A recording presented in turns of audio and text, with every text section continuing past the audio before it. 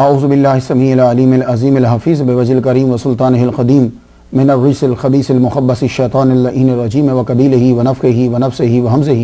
بسم اللہ الرحمن الرحیم۔ تمام نبیوں کے سردار حضرت محمد صلی اللہ علیہ وآلہ وسلم اور تمام مذاہب کے سردار دین اسلام کے پیروکاروں، سلام علیکم۔ طبتم، برکتیں اور رحمتیں آپ پر۔ سبحانک اللہم و بحمدک لا الہ الا انت استغفرک و اتوب الیک۔ کوئی نبی، کوئی ولی، کوئی جن، کوئی پری، فرشتہ اللہ کے برابر نہیں ہے۔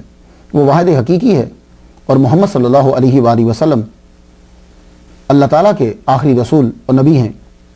جو اللہ کا شریک ٹھہرائے وہ جہنمی، اور جو رسول اللہ صلی اللہ علیہ وسلم کی توہین کرے وہ بھی جہنمی۔ شیطان پہلا توحید پرست عابد و زاہد تھا جو نبی کی توہین کر کے دوزخی ہوا، کافر ہوا۔ ایمان کیا ہے؟ حضور صلی اللہ علیہ وآلہ وسلم نے خود ہی بتلا دیا۔ یہ عظیم پیام عظیم سند کے ساتھ سنیے۔ امام رضا علیہ السلام اپنے والد موسیٰ کاظم سے بیان کرتے ہیں، وہ اپنے والد امام جعفر صادق سے بیان کرتے ہیں، وہ اپنے والد امام محمد الباقر سے بیان کرتے ہیں، وہ اپنے والد زین العابدین سے بیان کرتے ہیں، وہ اپنے والد امام حسین سے بیان کرتے ہیں، وہ اپنے والد مولا علی شیر خدا رضی اللہ تعالیٰ عنہ سے بیان کرتے ہیں۔ انہوں نے حضور صلی اللہ علیہ وآلہ وسلم سے سنا، ایمان تین چیزوں کا مجموعہ ہے: معرفت بالقلب، وقول باللسان، وعمل بالارکان۔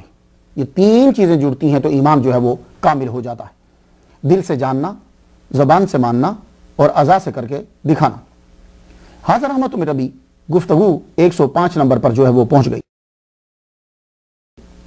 آج جس ہستی کو سرنامہ قلم بنایا ہے انہیں لوگ سبط رسول، ریحانہ رسول، راکب دوش رسول، شبہ رسول، سید شباب اہل الجنہ، خلیفہ خامس حضرت امام حسن بن علی علیہ السلام کے نام سے پکارتے ہیں۔ آپ میں بے شمار صوفیانہ خصلتیں تھیں، ان کے کلام میں تصوف کی جھلکیاں نمایاں تھیں۔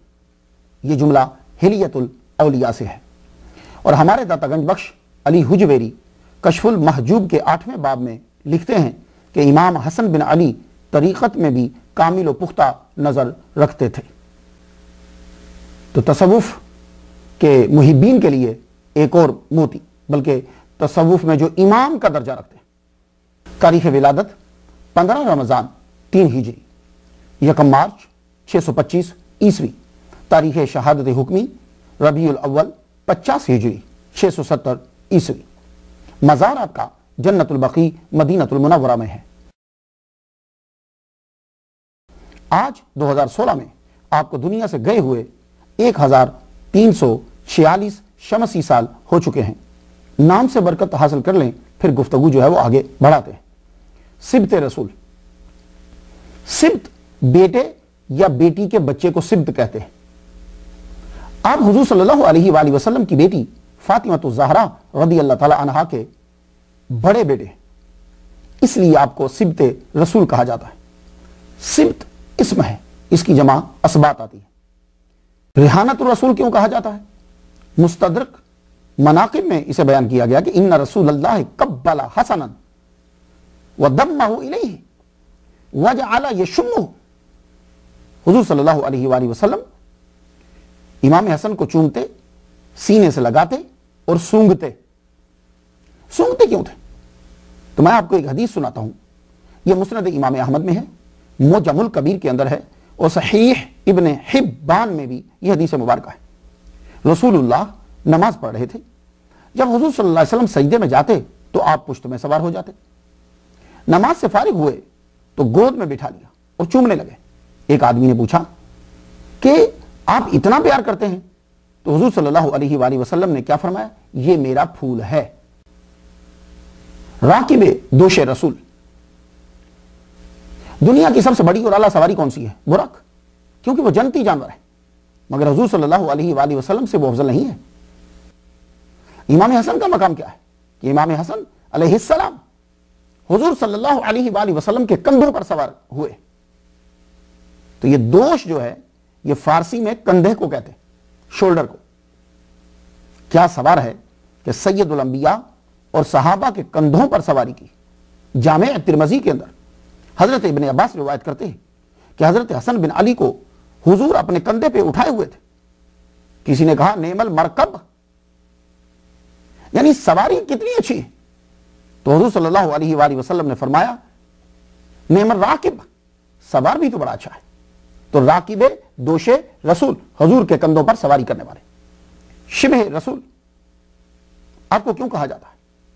بخاری شریف میں ہے حضرت ابوبکر صدیق رضی اللہ تعالیٰ عنہ نے نماز پڑھائی، باہر نکلے تو حضرت امام حسن رضی اللہ تعالیٰ عنہ کو دیکھا تو انہیں اپنے کندھے پر اٹھا لیا اور فرمانے لگے میرے والد قربان ہو جائیں تجھ پر.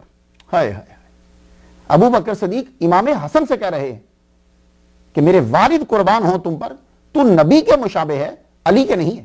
یعنی آپ کا چہرہ حضور پاک سے ملتا ہے، اپنے والد علی سے نہیں ملتا. تو حضرت علی یہ بات سن کر بڑے مسکرائے. اور بیوی فاطمہ الزہرا رضی اللہ تعالی عنہا جب کبھی لاڈ کیا کرتی تھی، مائیں اپنے بچوں سے لاڈ کرتی ہیں نا، تو جب لاڈ کیا کرتی تھی تو یہی جملہ کہا کرتی تھی، اے میرے بیٹے تیری شکل میرے ابا سے بہت ملتی ہے. ترمذی شریف صفحہ 659 کے اوپر ہے اور مشکاۃ شریف صفحہ 571 کے اوپر ہے. مسند امام احمد میں بھی ہے، البدایہ والنہایہ کی جلد 8ویں پہ آپ کو یہ بات ملے گی، اور مجمع الزوائد کے 176 پہ یہ بات ملے گی. اور بخاری میں جو جملہ ہے وہ سماعت کیجئے، لم یکن احد اشبہ بالنبی صلی اللہ علیہ وسلم من الحسن بن علی، کہ سب سے زیادہ حضور صلی اللہ علیہ وآلہ وسلم کی صورت سے جن کی صورت ملتی تھی وہ امام حسن بن علی ہے، سید شباب اہل الجنہ. یہ آپ کو کیوں کہا جاتا ہے؟ یہ آپ کو اس لیے کہا جاتا ہے کہ جو لوگ اس دنیا کے اندر جوانی کی حالت میں مرے اور وہ جنتی تھے، یہ جملہ بڑا غور سے سنیے گا، جوانی کی حالت میں مرے اور وہ جنتی تھے، ان تمام کے سردار جو ہیں وہ امام حسن اور امام حسین ہیں. مشکاۃ شریف اور ترمذی میں بھی ہے، ان الحسن والحسین سید شباب اہل الجنہ. خلیفہ خامس، آپ خلفائے راشدین میں شامل ہیں، آپ 5ویں خلیفہ راشد ہیں. حضور صلی اللہ علیہ وآلہ وسلم کے ایک فرمان کا مفہوم بیان کرنا چاہتا ہوں کہ خلافت علی منہاج النبوت یہ 30 سال تک جو ہے وہ رہے گی. یہ میں نے مفہوم بیان کیا، اور یہ 30 سال امام حسن کے ابتدائی 6 ماہ میں مکمل ہو گئے. 41 ہجری میں صلح ہوئی، 11 ہجری کو حضور دنیا سے گئے، 11 سے 21 10 سال، 21 سے 31 20 سال، 31 سے 41 30 سال. یہی وجہ ہے کہ سعد بن ابی وقاص جب ملے امیر معاویہ کو تو کہنے لگے السلام علیکہ ایھا الملک. البدایہ والنہایہ جلد 8ویں صفحہ 135 پہ ہے کہ سنت یہی ہے کہ حضرت امیر معاویہ کو بادشاہ کہا جائے. شاہ ولی اللہ حجت اللہ البالغہ جلد 2 صفحہ 212 پہ کہتے ہیں کہ امام حسن رضی اللہ تعالیٰ عنہ کی صلح کے بعد خلافت ختم ہو گئی اور حضرت امیر معاویہ بادشاہوں کی سیرت پر تھے. یہ کنہوں نے لکھا؟ شاہ ولی اللہ نے. علامہ تفتزانی لکھتے ہیں شرح عقائد صفحہ 109 پہ فمعاویۃ ومن بعدہم لم یکونوا خلفاء بل ملوکا والامراء. ملا علی قاری نے شرح فقہ اکبر صفحہ 183 پہ لکھا ہے وَأَوَّلُ ملوک المسلمین معاویہ. حافظ ابن عبد البر الاستیاب جلد 100 صفحہ 380 پہ لکھتے ہیں یقول معاویہ انا اول الملوک. خود حضرت امیر معاویہ نے کہا کہ میں بادشاہوں میں پہلا بادشاہ ہوں. سمجھ آئی کہ آپ کو 5واں خلیفہ کیوں کہا جاتا ہے اور آپ کو خلفائے راشدین میں کیوں شامل کیا جاتا ہے؟ کہ آپ پر خلافت علی منہاج النبوت جو تھی وہ آپ پر مکمل ہو گئی. حسن، مسند امام احمد فضائل صحابہ کی کتاب کے اندر حضرت علی فرماتے ہیں لما ولد الحسن سمیتہ حربا فجاء رسول اللہ صلی اللہ علیہ وآلہ وسلم فقال ارونی ابنی.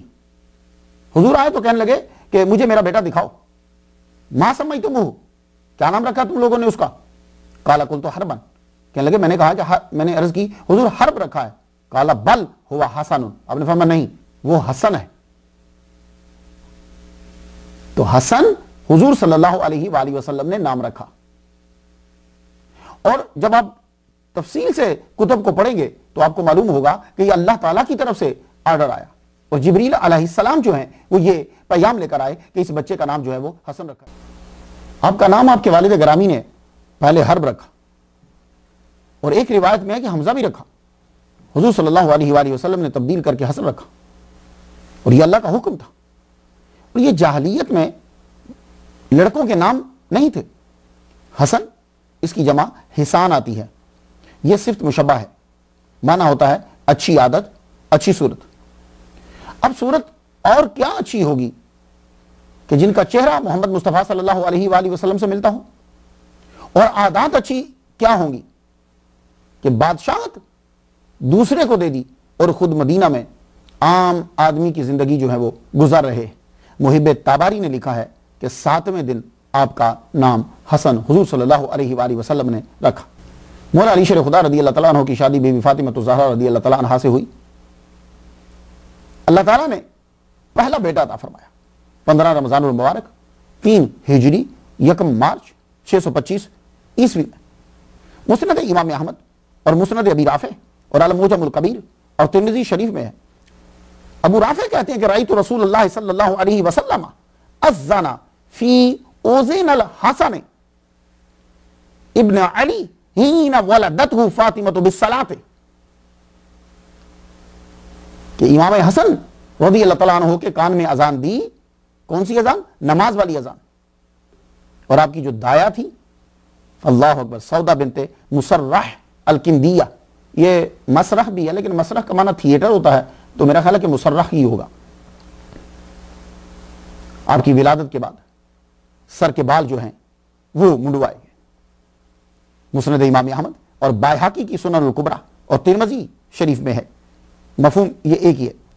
حضور صلی اللہ علیہ وآلہ وسلم نے بی بی فاطمہ سے فرمایا یا فاطمہ تو احلقی رأسہ، اے فاطمہ ان کا سر جو ہے وہ مونڈ دو.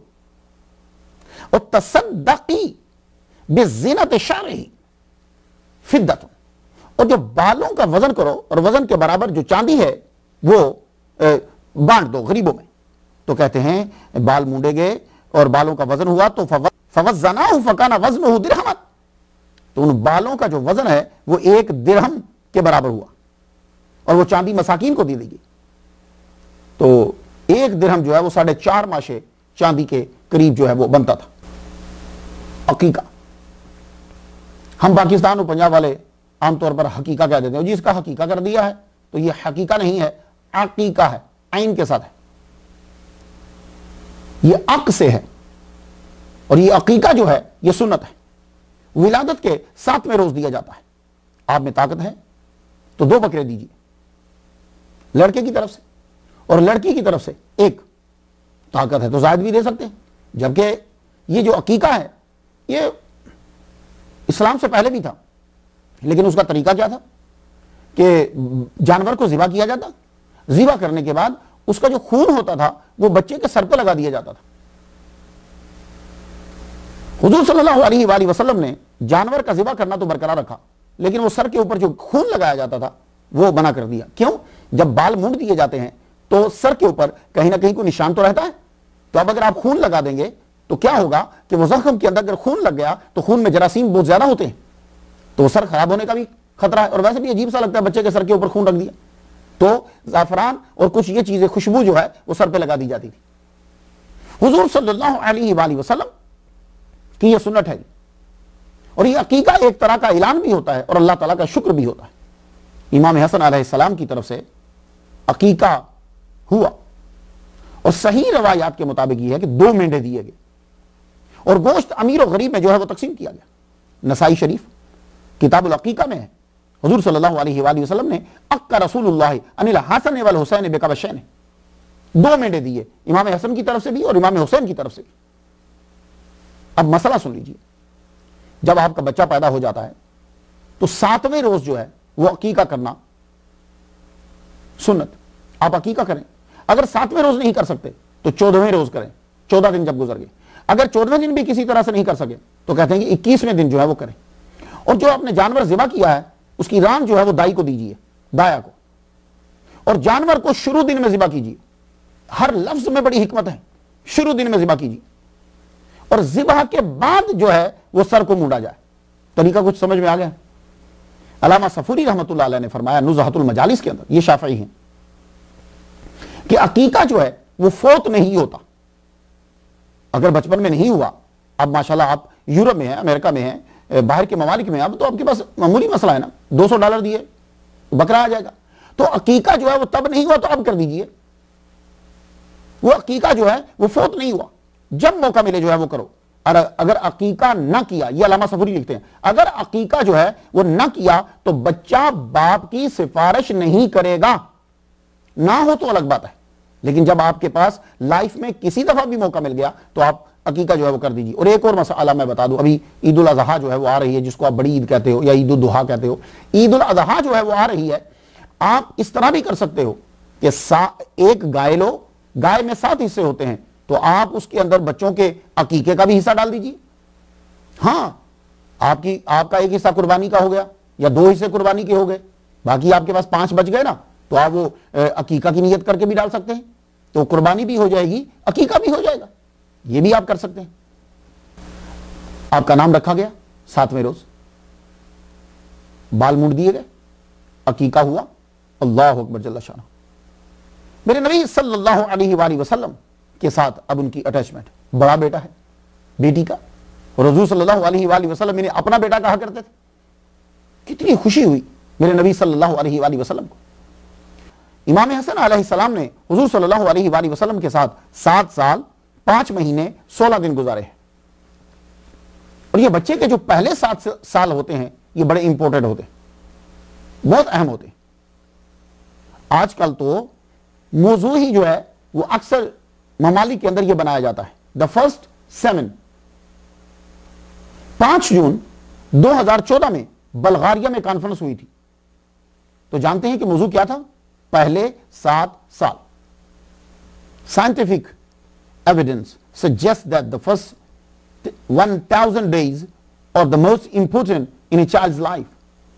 The first 7 years of child's life is spent absorbing the world around them.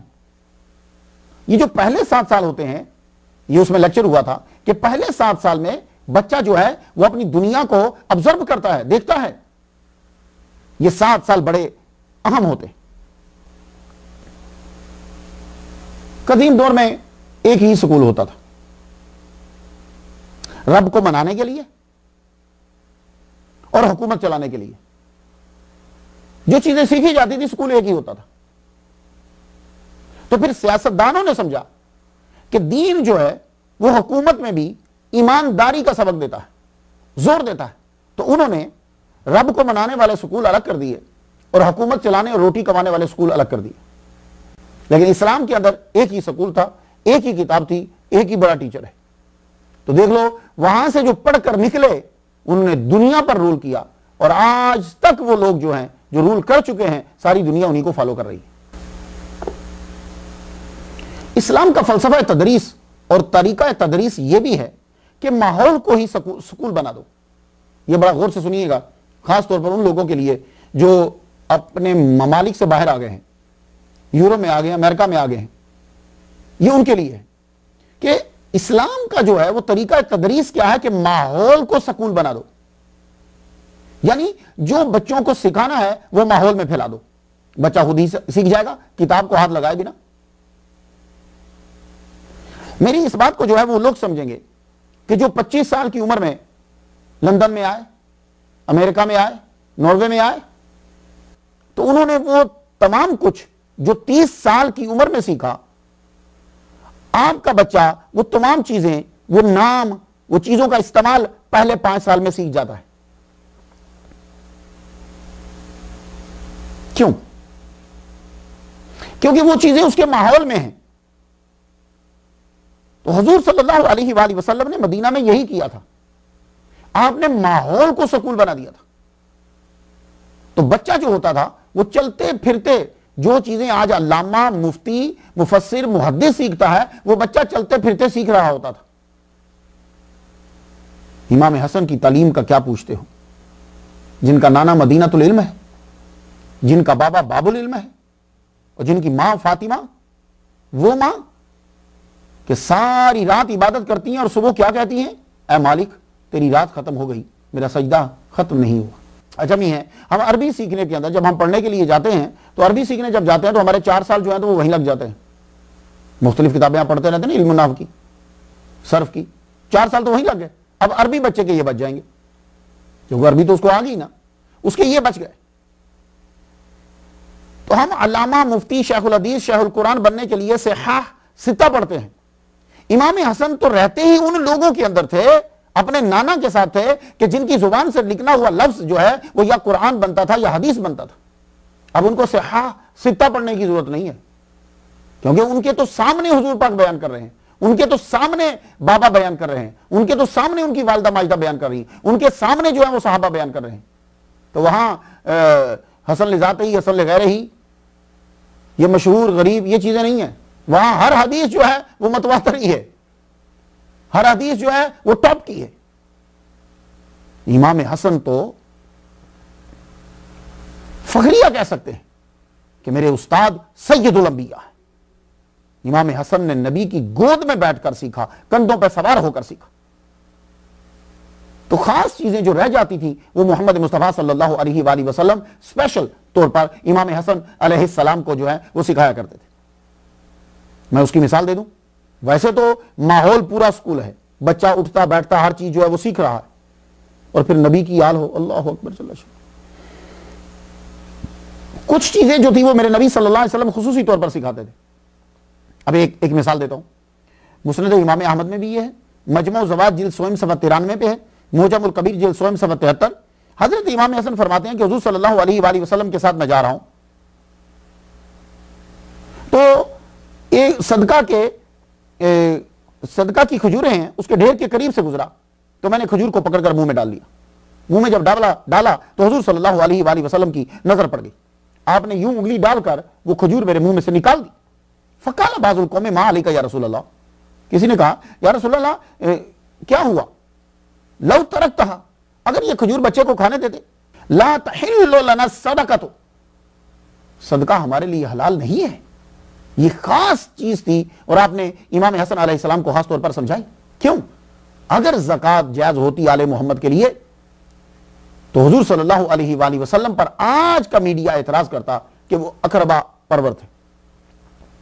تو آپ نے بہت سی وجوہات میں سے ایک وجہ جو ہے وہ یہ بنتی، آپ نے اپنے بیٹے کے منہ میں سے نکال دی. اور ایک دعا جو ہے وہ حضور صلی اللہ علیہ وآلہ وسلم نے خاص طور پر حضرت امام حسن کو سکھائی. یہ جامع ترمذی باب ما جاء فی القنوت کے اندر ہے، جلد پہلی صفحہ 317 پہ امام حسن علیہ السلام بتلاتے ہیں علمنی رسول اللہ صلی اللہ علیہ وسلم، مجھے سکھلایا رسول اللہ صلی اللہ علیہ وسلم نے کلمات اقولہن فی الوتر، وہ ایسے کلمات تھے کہ میں ان کو وطر میں کہا کرتا تھا. وہ کیا تھے؟ اللہم اہدنی فیمن ہدیت وعافینی فیمن عافیت وتولنی فیمن تولیت وبارک فیما اعطیت وقنی شر ما قضیت فانک تقضی ولا یقضى علیک وانہ لا یذل من والیت تبارک ربنا وتعالیت. اللہ مجھے ہدایت عطا کر کے ان میں شامل فرما جنہیں تو نے ہدایت سے نوازا ہے، مجھے عافیت دے کر ان میں شامل فرما جنہیں تو نے عافیت دی ہے، اپنے دوستوں میں مجھے شامل فرما کر اپنا دوست بنا، جو مجھے دیا اس میں برکت ڈال، جس شر و برائی کا فیصلہ ہو چکا ہے اس سے محفوظ فرما. یقیناً تو ہی فیصلہ کرتا ہے، تیرے خلاف فیصلہ صادر نہیں ہو سکتا. جس سے تو محبت کرے وہ ذلیل و خوار نہیں ہو سکتا، وہ شخص عزت نہیں پا سکتا جس کا تو دشمن ہو. ہمارا پروردگار تو بڑا ہی بابرکت اور بلند ہے. اس دعا کے الفاظ سے معلوم ہوا آپ کافی سوجھ بوجھ رکھتے تھے. حضور صلی اللہ علیہ وآلہ وسلم آپ کو سکھا رہے ہیں اور آپ سیکھ رہے ہیں، اور پھر آپ کبھی بھولے نہیں بلکہ روزانہ وطر میں اسے جو ہے وہ پڑھا کرتے تھے. کیا آپ بھی اپنے بچوں کو ایسی ہی دعائیں سکھاتے ہیں؟ نہیں سکھائی تو میری تقریر کے بعد سکھانا شروع کر دیجیے. اور بچے کے لیے یاد کرنے کے بعد ایک بہت بڑا جو ہے اسے ٹوائے دیجیے، بہت بڑا کھلونا دیجیے، اور اتنی اس کی تعریف کر دیجیے کہ اس کو اپنی پوری زندگی میں یاد رہے کہ میں نے وہ دعا یاد کی تھی جو حضرت امام حسن علیہ السلام نے اپنے 7 سالہ دور میں یاد کی تھی. اس طرح کیا کریں. پھر آپ کے بچے یاد کریں. آپ سمجھتے ہو کہ 3 سال کا 4 سال کا بچہ بہت چھوٹا ہوتا، وہ چھوٹا نہیں ہوتا. والدہ ماجدہ کا وصال 3 جمادی الثانی 11 ہجری کو ہوا. آپ کو والدہ کے ساتھ 7 سال 8 ماہ 18 دن رہنے کا موقع ملا. آپ نے اپنی والدہ سے سخاوت و عبادت سیکھی. آپ کو بچپن ہی سے سکھا دیا گیا تھا کہ غرباء و مساکین کا خیال رکھنا ہے. آپ دیکھتے تھے کہ والد ماجد اور والدہ خود بھوکے رہتے ہیں، 3 دن بھی گزر جائیں، 3 دن کے بعد بھی کھانا میسر آتا ہے تو بھی اگر کوئی مانگنے والا آ جاتا ہے تو وہ کھانا اس کو دے دیتے. یہ بچپن میں آپ سیکھ رہے ہیں، یہی تعلیم ہوتی ہے۔ ہمارے بچے ہمارے ہاتھ سے کیوں نکل جاتے ہیں؟ وجہ یہ ہے کہ ہم یہ سمجھتے ہیں کہ بچہ جو ہے وہ گھر میں تعلیم حاصل نہیں کر رہا، نہیں، وہ کر رہا ہے، وہ آپ کی ایک ایک چیز کو نوٹ کر رہا ہے، یہیں سے خرابی شروع ہو جاتی ہے۔ ہم جو ہیں وہ خود کو قید نہیں کرنا چاہتے، خود کو باؤنڈ نہیں کرنا چاہتے، ہمارا بچہ جو ہے وہ ولی جیسا بنے، ایسا نہیں ہوگا۔ جو آپ اپنے بچے کو بنانا چاہتے ہو اور سکھانا چاہتے ہو وہ آپ کے اندر 100 گنا ہونی چاہیے، پھر جا کر اس کے اندر وہ 10 20 50 شروع ہوگی، کہیں جا کر پھر وہ ایسی ہوگی۔ تو اگر آپ کے اندر وہ ٹوٹلی نہیں ہے اور آپ یہ سمجھتے ہو کہ بچہ میں نے مسجد بھیج دیا ہے، مدرسہ میں بھیج دیا ہے، وہاں سے جو وہ پڑھ کر آئے گا وہ اپلائی کرے گا، ہرگز ایسا نہیں ہوگا، نہیں، ایسا ہرگز نہیں ہوگا۔ کیوں؟ وہ جو ہی پڑھ کر آئے گا گھر میں جب آپ کو دیکھے گا وہ ویسا ہی عمل کرے گا۔ والدہ ماجدہ سیدہ طاہرہ کے ساتھ کھانا کھانے بیٹھتے تو کھانے کی طرف آپ ہاتھ نہیں بڑھاتے تھے، بیٹھے رہتے جب تک کہ والدہ ماجدہ اٹھا کر اپنے منہ میں لقمہ ڈال نہیں لیتی۔ والدہ ماجدہ نے ایک دن بات کو نوٹ کیا، کہنے لگی بیٹا کھانے کی طرف ہاتھ کیوں نہیں بڑھاتے؟ کہا نہیں ماں جی پہلے آپ کھائیں۔ کہا بیٹے ایسا کیوں؟ کہا اماں ایسا نہ ہو کہ میں آپ سے پہلے لقمہ اپنے منہ میں ڈال لوں اور بے ادبوں کی لسٹ میں میرا نام شامل نہ ہو جائے۔ اللہ اکبر، اللہ اکبر۔ یہ چیزیں بچوں کو سکھانا چاہیے۔ بی بی فاطمہ نے اپنے بچوں کو عشق مصطفیٰ سکھایا، زیادہ تر حضور کی محفل میں لے جاتی، حضور صلی اللہ علیہ وسلم بھی تشریف لاتے، اور جب حضور صلی اللہ علیہ وآلہ وسلم کا وصال ہو گیا تو آپ حیران ہو جائیں گے، آپ اپنے دونوں بچوں حسن و حسین کو ساتھ لے کر ایسی جگہ پہ بیٹھی رہتی تھی جہاں سے حضور صلی اللہ علیہ وآلہ وسلم کی قبر انور نظر آتی تھی اور روتی رہتی تھی۔ یہ تقریباً 6 ماہ تک ایسا ہی آپ نے سلسلہ جاری رکھا، بچوں کو پاس بٹھا لیتی اور ابا کی قبر کو دیکھ کے روتی رہتی۔ تو کیا یہ بات بچے کے ذہن میں نہیں آئی؟ یہی وجہ ہے کہ امام حسن علیہ السلام نے وصیت کی تھی کہ جب میں مر جاؤں تو میرا جنازہ نانا کی قبر کے پاس تھوڑی دیر کے لیے رکھنا۔ کچھ سمجھ آئی؟ پہلے 7 سال میں اور آخری میں کیا بات آپ نے کہی؟ تو یہ بڑے امپورٹنٹ ہوتے ہیں۔ the first 7 بہت بہت اہم ہے۔ اور جس دن بی بی فاطمہ تو زہرا رضی اللہ تعالی عنہا کا وصال ہوا، اس دن صبح کو بھی اسپیشلی طور پر حضرت امام حسن کو، امام حسین کو اور حضرت زینب بچوں کو بھیجا اسما کے ساتھ، جاؤ ان کو نانا کی قبر کے اوپر لے جاؤ، اور خود مغرب تک جو ہے وہ عبادت کرتی رہی۔ ماں نے عشق مصطفیٰ سکھایا، تو ماؤں پر فرض ہے، جتنی مائیں میری تقریر سن رہی ہیں، اپنے بچوں کو عشق مصطفیٰ سکھاؤ۔ جب نبی کا ادب سکھا دیں گی آپ تو وہ آپ کا بھی ادب کرے گا اور باپ کا بھی ادب کرے گا۔ آج کل بچے ماں باپ کا ادب اسی لیے نہیں کرتے کہ ہم نے ان کو حضور کا عشق نہیں سکھایا، ہم نے ان کو یہ سکھایا کہ حضور مر گئے ہیں، ہم نے ان کو یہ سکھایا کہ حضور ہمارے جیسے ہیں، اس لیے وہ ہمارا بھی ادب نہیں کرتے۔ تو ماں فاطمہ نے امام حسن علیہ السلام کو نبی کا عشق سکھایا۔ حضور صلی اللہ علیہ وآلہ وسلم کے ظاہری دور کے بعد حضرت ابوبکر صدیق رضی اللہ تعالیٰ عنہ خلیفہ بنے، 11 ہجری سے 13 ہجری تک کا دور خلافت۔ اس وقت حضرت امام حسن علیہ السلام کی عمر 10 سال تھی جب ابوبکر صدیق رضی اللہ تعالیٰ عنہ دنیا سے رخصت ہوئے۔ آپ اور دوسرے صحابہ دونوں ہی امام حسن اور امام حسین سے بڑا پیار کرتے تھے۔ جب کبھی امام حسن نظر آ جاتے تو ابوبکر صدیق رضی اللہ تعالیٰ عنہ حضور صلی اللہ علیہ وآلہ وسلم کی سنت پر عمل کرتے ہوئے ان کو کندھوں پہ بٹھا لیا کرتے تھے، اور جب کبھی مسجد میں آ جاتے، کوئی بھی خلیفہ تقریر کر رہا ہوتا تو حضور کی سنت پر عمل کرتے ہوئے ان کو اٹھا کر اپنے پاس بٹھا لیتے تھے۔ حضرت عمر رضی اللہ تعالیٰ عنہ کا دور حکومت آیا۔ آپ کا دور حکومت جو ہے، دور خلافت جو ہے، وہ 13 ہجری جمادی الثانی سے 23 ہجری محرم تک ہے۔ حضرت عمر بھی امام حسن سے بڑا پیار کرتے تھے۔ حضرت امام حسن کی عمر 20 سال تھی جب حضرت عمر رضی اللہ تعالیٰ عنہ جو ہیں وہ شہید کر دیے گئے۔ جب وظائف مقرر کیے گئے تو سب سے زیادہ وظیفہ جو ہے وہ بدری صحابہ کا تھا، اس کے بعد درجہ بدرجہ چلتا تھا۔ 5,000 5,000 کا اعلان کیا گیا بدری صحابہ کے لیے۔ تو آپ سن کر حیران ہوں گے کہ حضرت عمر رضی اللہ تعالیٰ عنہ نے امام حسن کے لیے بھی 5,000 اور امام حسین کے لیے بھی 5,000۔ جبکہ یہ دونوں بدر میں اس وقت تو پیدا ہی نہیں ہوئے تھے. یہ محبت نہیں تو اور کیا ہے؟ آپ بتائیے اب. اور جب حضرت عمر رضی اللہ تعالیٰ عنہ شہید ہوئے تھے تو امام حسن نے کیا کہا تھا؟ یہ جملہ سن لیجیے. آپ نے فرمایا کون سے گھر والے ہیں جنہوں نے غم محسوس نہ کیا ہو، اور اگر نہیں کیا تو وہ بہت برے گھر والے. حضرت عثمان غنی رضی اللہ تعالیٰ عنہ کا دور حکومت آتا ہے. ان کے دور حکومت میں، دور خلافت میں آپ بھرپور جوان تھے. آپ سیاسی، سماجی، فلاحی کاموں میں حصہ لیتے. جب حضرت عثمان غنی رضی اللہ تعالیٰ عنہ کا محاصرہ 2000 باغیوں نے کر لیا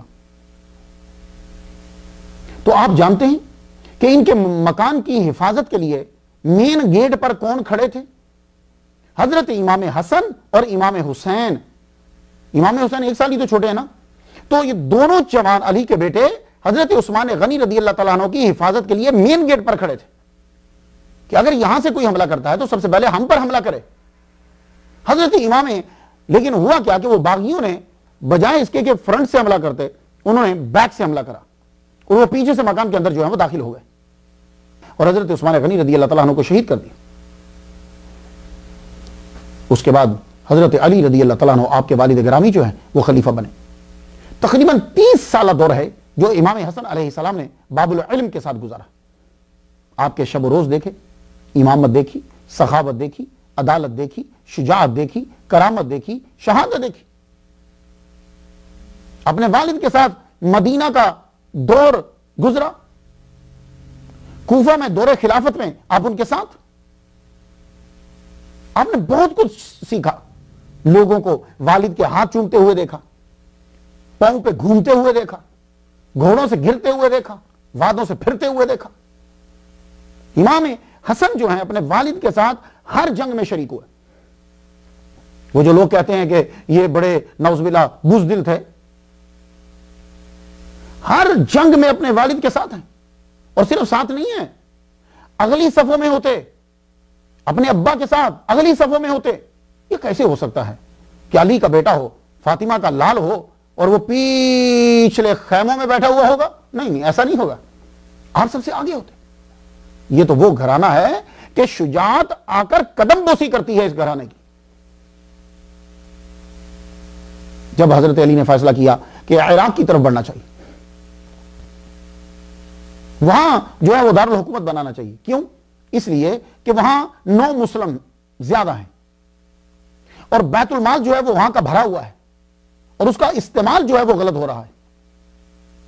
اس لیے آپ نے وہاں مدینہ سے موو کرا، کوفہ کی طرف بڑھے. لیکن حضرت امیر معاویہ نے بغاوت کر دی اور لوگوں کو ساتھ ملائے رکھنے کے لیے قصاص عثمان کا جو ہے وہ شوشہ جو ہے وہ چھوڑ دیا کہ میں عثمان کے قتل کا، حضرت عثمان کے قتل کا بدلہ لینے کے لیے اٹھا ہوں. آئیے وہ سب کے سب لوگ جو ہیں وہ علی کے ساتھ شامل ہیں. اب یہ جو قصاص کا نعرہ ہوتا ہے نا، یہ گورنمنٹ کو گرانے کے لیے بڑا پاورفل ہوتا ہے، یہ طاقت بھر دیتا ہے. اور وہ سب لوگ 9 مسلم تھے. ان کے اندر دن بدن حضرت امیر معاویہ کی مقبولیت جو ہے وہ بڑھ گئی. اب حضرت علی جو تھے وہ تصوف کے بادشاہ ہیں، نبی سے ساری چیزیں سیکھی ہیں. آپ جو ہوتا تھا دل میں وہی آپ کہتے تھے. بڑے بحیا اور بہادر آدمی تھے. جنگ جمل سے پہلے امام حسن علیہ السلام کو کوفہ بھیجا. امام حسن جو ہے وہ کوفہ کی مسجد میں داخل ہوئے تو ایک بندے کو تقریر کرتے ہوئے دیکھا. وہ تقریر کر رہے لوگوں کو کہہ رہے جاؤ غاروں میں چلے جاؤ، صحرا میں چلے جاؤ، فتنے کا دور آ گیا ہے. آپ نے اس کو روکا، فرمایا رک، تقریر بند کر، خود آگے بڑھے. آپ نے فرمایا محمد مصطفیٰ صلی اللہ علیہ وآلہ وسلم کہہ کر گئے ہیں کہ میں تمہیں 2 چیزیں چھوڑے جا رہا ہوں، قرآن اور اہل بیت، میری اطاعت. تم پکڑے رکھو گے تو گمراہ نہیں ہوگے. تو بتاؤ اللہم ہؤلاء اہل بیتی میں کون تھے؟ محمد، علی، فاطمہ، حسن، حسین. تو کیا تم اب اہل بیت کو چھوڑ دو گے؟ واہ، کیا علی کا بیٹا بولا. ہزاروں لوگ جو ہیں وہ شامل ہوئے. حضرت علی نے مستقل کوفہ کو قیام گاہ بنا لیا، اپنا دارالخلافہ اسی کو بنا لیا. مگر حضرت امیر معاویہ کے ساتھ جو ہے وہ جنگیں ہوتی رہی. حضرت علی کا موقف یہ تھا کہ خلیفہ میں ہوں، تم سب سے پہلے میرے ہاتھ پر بیعت کرو، پھر تم اپنے مقدمہ کو لے کر آؤ تھرو پراپر چینل جو ہے وہ، اس کو میں بھی تمہارے ساتھ ہوتا ہوں، میں اس بات میں خوش نہیں ہوں اور نہ ہی میں نے کہا ہے، لیکن تم ایک جو طریقہ کار ہے اس طریقہ کار پہ عمل کرو۔ لیکن حضرت امیر معاویہ کہتے تھے، انہوں نے قصاص کے اس چیز کو میڈیا میں فل لے کر آ گئے۔ ایسے ہی ہے کہ جیسے کوئی آدمی گورنمنٹ کو، پاکستان کی گورنمنٹ کو نہ مانے، عدالت کو بھی نہ مانے، خود کہ جی میں اب گورنمنٹ کو مار دوں گا، نہیں، آپ گورنمنٹ کو مانو، عدالت کو مانو، کیس کو عدالت میں لے کر جاؤ۔ حضرت امیر معاویہ جو ہیں وہ نہ تو حضرت علی کو خلیفہ تسلیم کرتے، بیعت کر رہے تھے، اور نہ ہی کیس عدالت میں لے کے جاتے، وہ کہتے تھے خود میں لڑوں گا۔ تو اس بات میں کہ خود میں آگے بڑھوں گا، وہ 1,00,000 کے قریب مسلمان جو ہیں، 90,000 1,00,000 کے قریب مسلمان جو ہیں، ان کی گردنیں اڑ گئی۔ آپ کے ساتھ رہتے ہوئے امام حسن علیہ السلام نے بہت کچھ سیکھا، خاص طور پر آپ کو عراقیوں، شامیوں، کوفیوں کی فطرت کا مطالعہ قریب سے کرنے کا موقع ملا۔ حضرت علی سے آپ تربیت بھی لیتے اور سیکھتے بھی تھے۔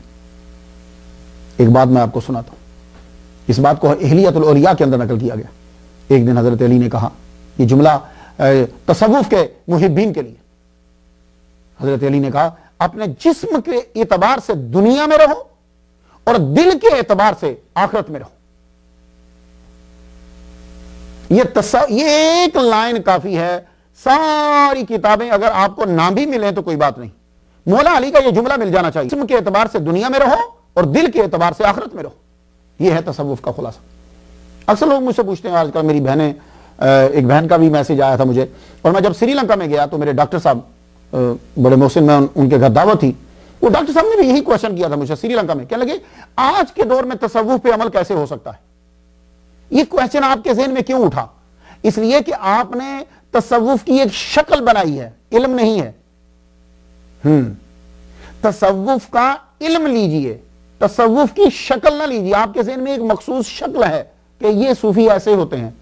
حقیقت میں تصوف دنیا چھوڑ دینے کا نام نہیں ہے، دنیا کو قرآن و سنت کے مطابق اختیار کرنے کا نام ہے۔ بھئی یہ یاد رکھیے، دنیا چھوڑ دینے کا نام تصوف نہیں ہے۔ اب میں تھوڑی سی مثال ذرا ہٹ کے دے دوں، بات سمجھ میں آ جائے۔ تصوف ہے کیا؟ تصوف جو ہے وہ اندر کی غلاظتوں کو دھونے کا نام ہے تصوف۔ اب جس طرح آپ نے باہر کو دھونا ہو تو آپ کیا کرتے ہیں؟ ظاہر کو دھونا ہو تو کیا کرتے ہیں؟ بازار جاتے ہیں، غور کرتے ہیں کتنے صابن ہیں، کون سا باڈی واش ہے، کون سا ڈٹرجن ہے، ڈھونڈتے ہیں نا۔ کیوں؟ آپ نے کپڑے دھونے ہیں، آپ نے جسم دھونا ہے، تو آپ صابن تلاش کر رہے ہیں۔ تو جس طرح ظاہر کو دھونے کے لیے آپ لوگ صابن اور باڈی واش، ڈٹرجن یہ تلاش کرتے ہیں، اسی طرح اندر کو دھونے کے لیے بھی صابن ہیں، اندر کو دھونے کے لیے اندر کی غلاظتیں بھی ہیں، کینہ ہے، حسد ہے، بغض ہے، نفرت ہے، شیطان کے اثرات قبول کرنے کی اندر چیزیں ہیں، ہوس ہے، جو ہے مطلب پرستی ہے، یہ اندر کی غلاظتیں ہیں، شرک ہے، گناہ ہے۔ ان اندر کی غلاظتوں کو دھونے کے لیے کیا کبھی آپ مارکیٹ میں گئے ہیں؟ نہیں گئے۔ باہر کی غلاظتوں سے زیادہ گندی غلاظتیں ہیں یہ، لیکن ان کو دھونے کے لیے ہم نے آج تک صابن نہیں ڈھونڈا۔ تو یہ جو سلاسل ہیں، یہ سلاسل کیا ہیں؟ یہ سلاسل آپ کے باطن کو دھونے کے لیے یہ ذرائع ہیں۔ تو آپ ان کی سٹوریز پڑھیے، ہم آپ کو یہ 105 نمبر سٹوری جا رہی ہے کہ تاکہ آپ اس کے اندر سے ڈھونڈیں کہ کون سی میرے اندر کی غلاظت ہے جس کو میں کہاں سے صابن لوں اور وہ صاف ہو جائے، بس سمپل۔ تو جس طرح آپ لوگ اپنے ظاہر کو دھونے کے لیے صابن، ڈٹرجن، باڈی واش ڈھونڈتے ہو، اسی طرح اپنے باطن کو دھونے کے لیے بھی صابن تلاش کرو۔ وہ کہاں سے ملے گا؟ تصوف میں۔ تو آپ چاہے آپ ملینر ہو تب بھی آپ صوفی ہو سکتے ہو، آپ پہلوان ہو آپ صوفی ہو سکتے ہو، آپ ٹیچر ہو آپ تصوف اختیار کر سکتے ہو، آپ بادشاہ ہو آپ تصوف اختیار کر سکتے ہو۔ وہ تصوف کپڑے پہننے کا نام نہیں ہے، اندر کو صاف کرنے کا نام ہے۔ تو یہ میں جو سٹوریز آپ کو سنا رہا ہوں، یہ اس لیے سنا رہا ہوں کہ آپ دیکھیے کہ میرے اندر کون سی غلاظت ہے کہ جس کو میں نے دھونا ہے، اب وہ مجھے کس سلسلے میں ملے گی۔ تو بھائی یہ مت سوچو کہ میں صوفی بن جاؤں گا تو میں 2 سال نہاؤں گا ہی نہیں اور میرے کپڑے گندے ہوں گے اور گھٹیا قسم کے ہوں گے۔ نہیں، ٹاپ کے کپڑے پہنو، حضرت عبد القادر گیلانی رحمۃ اللہ علیہ کے لیے کہاں کہاں سے کپڑے آتے تھے؟ بعض اوقات تو ایسا ٹاپ کا کپڑا پہنتے تھے کہ بادشاہ کو نصیب نہیں ہوتا تھا۔ تصوف کی ایک چیز جو بڑی ضروری ہے وہ حلم ہے۔ مجھے اللہ تعالیٰ کے سارے نام ہی اچھے لگتے ہیں، لیکن جب میں کبھی اس کا نام حلیم پڑھتا ہوں نا، میں رو پڑتا ہوں، بہت روتا ہوں۔ آپ بھی کبھی اس پہ غور کیجئے گا۔ تو یہ جو حلم ہے، بردباری جسے کہتے ہیں آپ، یہ ولی کے اندر خاص طور پر ہونی چاہیے، اور یہ صفت امام حسن علیہ السلام کے اندر بڑی زبردست تھی، بلکہ آپ کو تو حلم کا پہاڑ کہا جاتا۔ ہمارے داتا گنج بخش علی حجویری اپنی شورا آفاق کتاب کشف المحجوب میں ایک بات بتلاتے ہیں۔ آپ فرماتے ہیں کہ ایک روز آپ کوفہ میں اپنے ہی مکان کے دروازے پہ تھے کہ ایک دیہاتی جو ہے وہ آیا۔ وہ دیہاتی نے آپ کو دیکھا تو گالیاں شروع کر دی دینا، آپ کو گالی دی، آپ کے والد گرامی مولا علی شیر خدا کو گالی دی۔ ہم نے اس کو کچھ نہیں کہا، حالانکہ آپ حدیثیں سنا سکتے تھے کہ بھائی صحابی کو گالی دینا عمل شنی ہے، علی سے محبت کرنا ضروری ہے، میرے نبی نے فرمایا من کنت مولا ہو فہذا علی مولا ہو۔ تو آپ نے حدیثیں نہیں سنائی، کیونکہ آپ جانتے تھے کہ گالیاں دینے والے کا مسئلہ علم کی کمی نہیں، عقل کی کمی ہے، عشق کا غلبہ نہیں، ہوس کا غلبہ ہے۔ آپ نے اس سے پوچھا آپ کو بھوک لگی ہو تو میں کھانا منگواؤں؟ کہنے لگا نہیں مجھے بھوک نہیں لگی۔ میں لگا آپ کو پیاس لگی ہو میں پانی منگواؤں؟ نہیں مجھے پیاس نہیں لگی۔ اچھا۔ امام حسن نے آواز دی اندر سے غلام کو، آؤ۔ غلام باہر آیا، فرمانے لگے جاؤ اندر ایک تھیلی میں نے رکھی میرے روم میں پڑی ہے، وہ تھیلی لیتے آنا۔ وہ گئے تھیلی لے کر آئی، تھیلی دراہم سے بھری پڑی تھی۔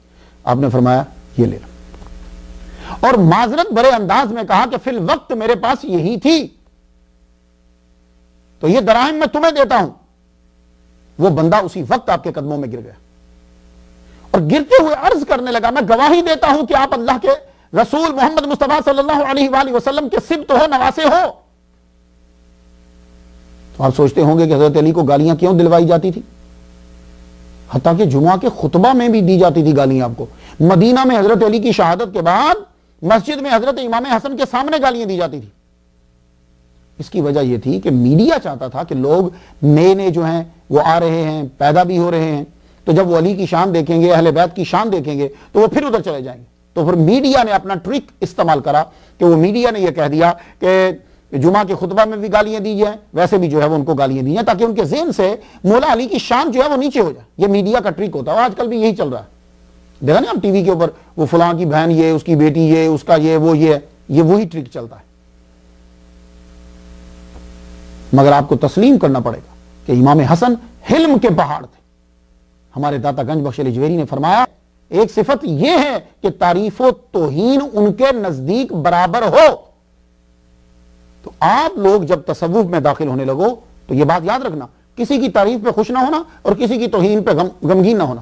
میں نے بڑے بندے دیکھے ہیں 10 سال ہاتھ چومتے رہتے ہیں، اس کے بعد دشمن۔ تو اب تو کوئی بندہ ہاتھ چوم رہا ہو تو میں اسے کہتا ہوں پلیز بھائی تو کیوں میرا دشمن بننا چاہتا ہے بعد میں؟ تو کسی کی تعریف اور کسی کی توہین آپ کی نظر میں برابر ہو تو سمجھو کہ آپ سٹیپ بائی سٹیپ اوپر جا رہے ہو۔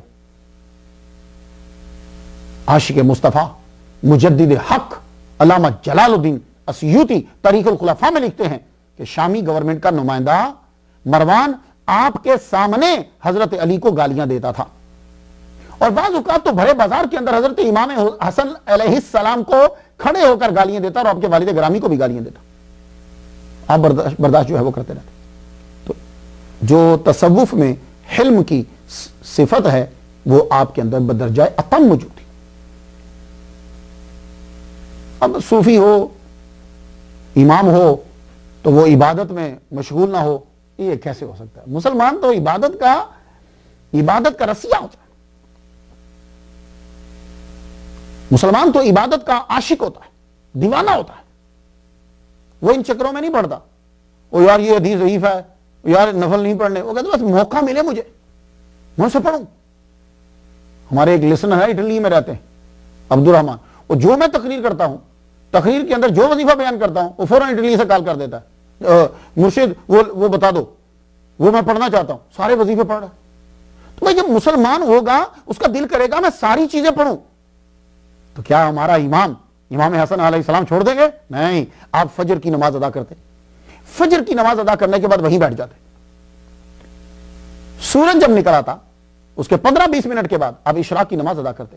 اشراق کی نماز ادا کرنے کے بعد پھر مسجد سے باہر نکلتے. جانتے ہو اس نماز کا ثواب کتنا ہے؟ ایک حج اور ایک عمرے کے برابر ثواب ہوتا ہے اس کا. لو گھر بیٹھے بیٹھے لے لیجئے.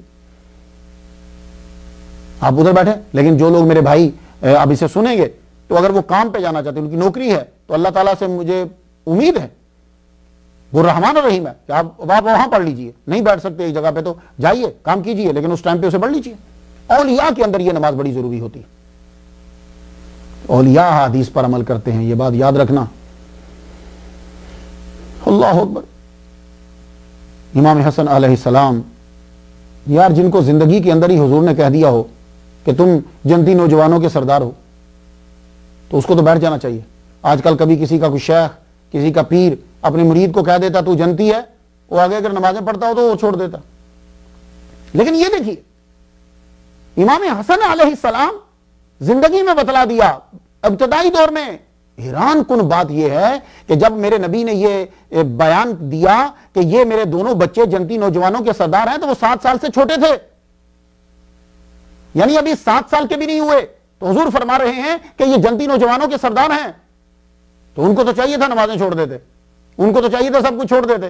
نہیں, جا کے دیکھ لو انہوں نے نماز اس طرح ادا کی کہ کوئی اور کر نہیں سکا. انشاءاللہ ہمارا نیکسٹ لیکچر امام حسین پہ ہے. انہوں نے تو سجدے میں ہی جان دے دی, اور ابھی تک سجدے میں ہیں, ابھی تک سجدے میں ہیں, کیونکہ نماز سے نکلنے کے لیے ارادہ کی ضرورت ہوتی ہے, وہ نکلے ہی نہیں ہیں. میں اور آپ کیا ہیں یار. میں تو کبھی کبھی لوگوں سے کہا کرتا ہوں, بھائی دیکھو میرا نماز پڑھنا کوئی خوبی نہیں ہے, میں مولوی ہوں, میں امام ہوں. نماز پڑھنا تمہارا خوبی ہے, تمہاری جو تم نماز پڑھتے ہو. جو میری بہنیں اپنے گھروں میں پڑھتی ہیں نماز, وہ ہم سے افضل ہیں.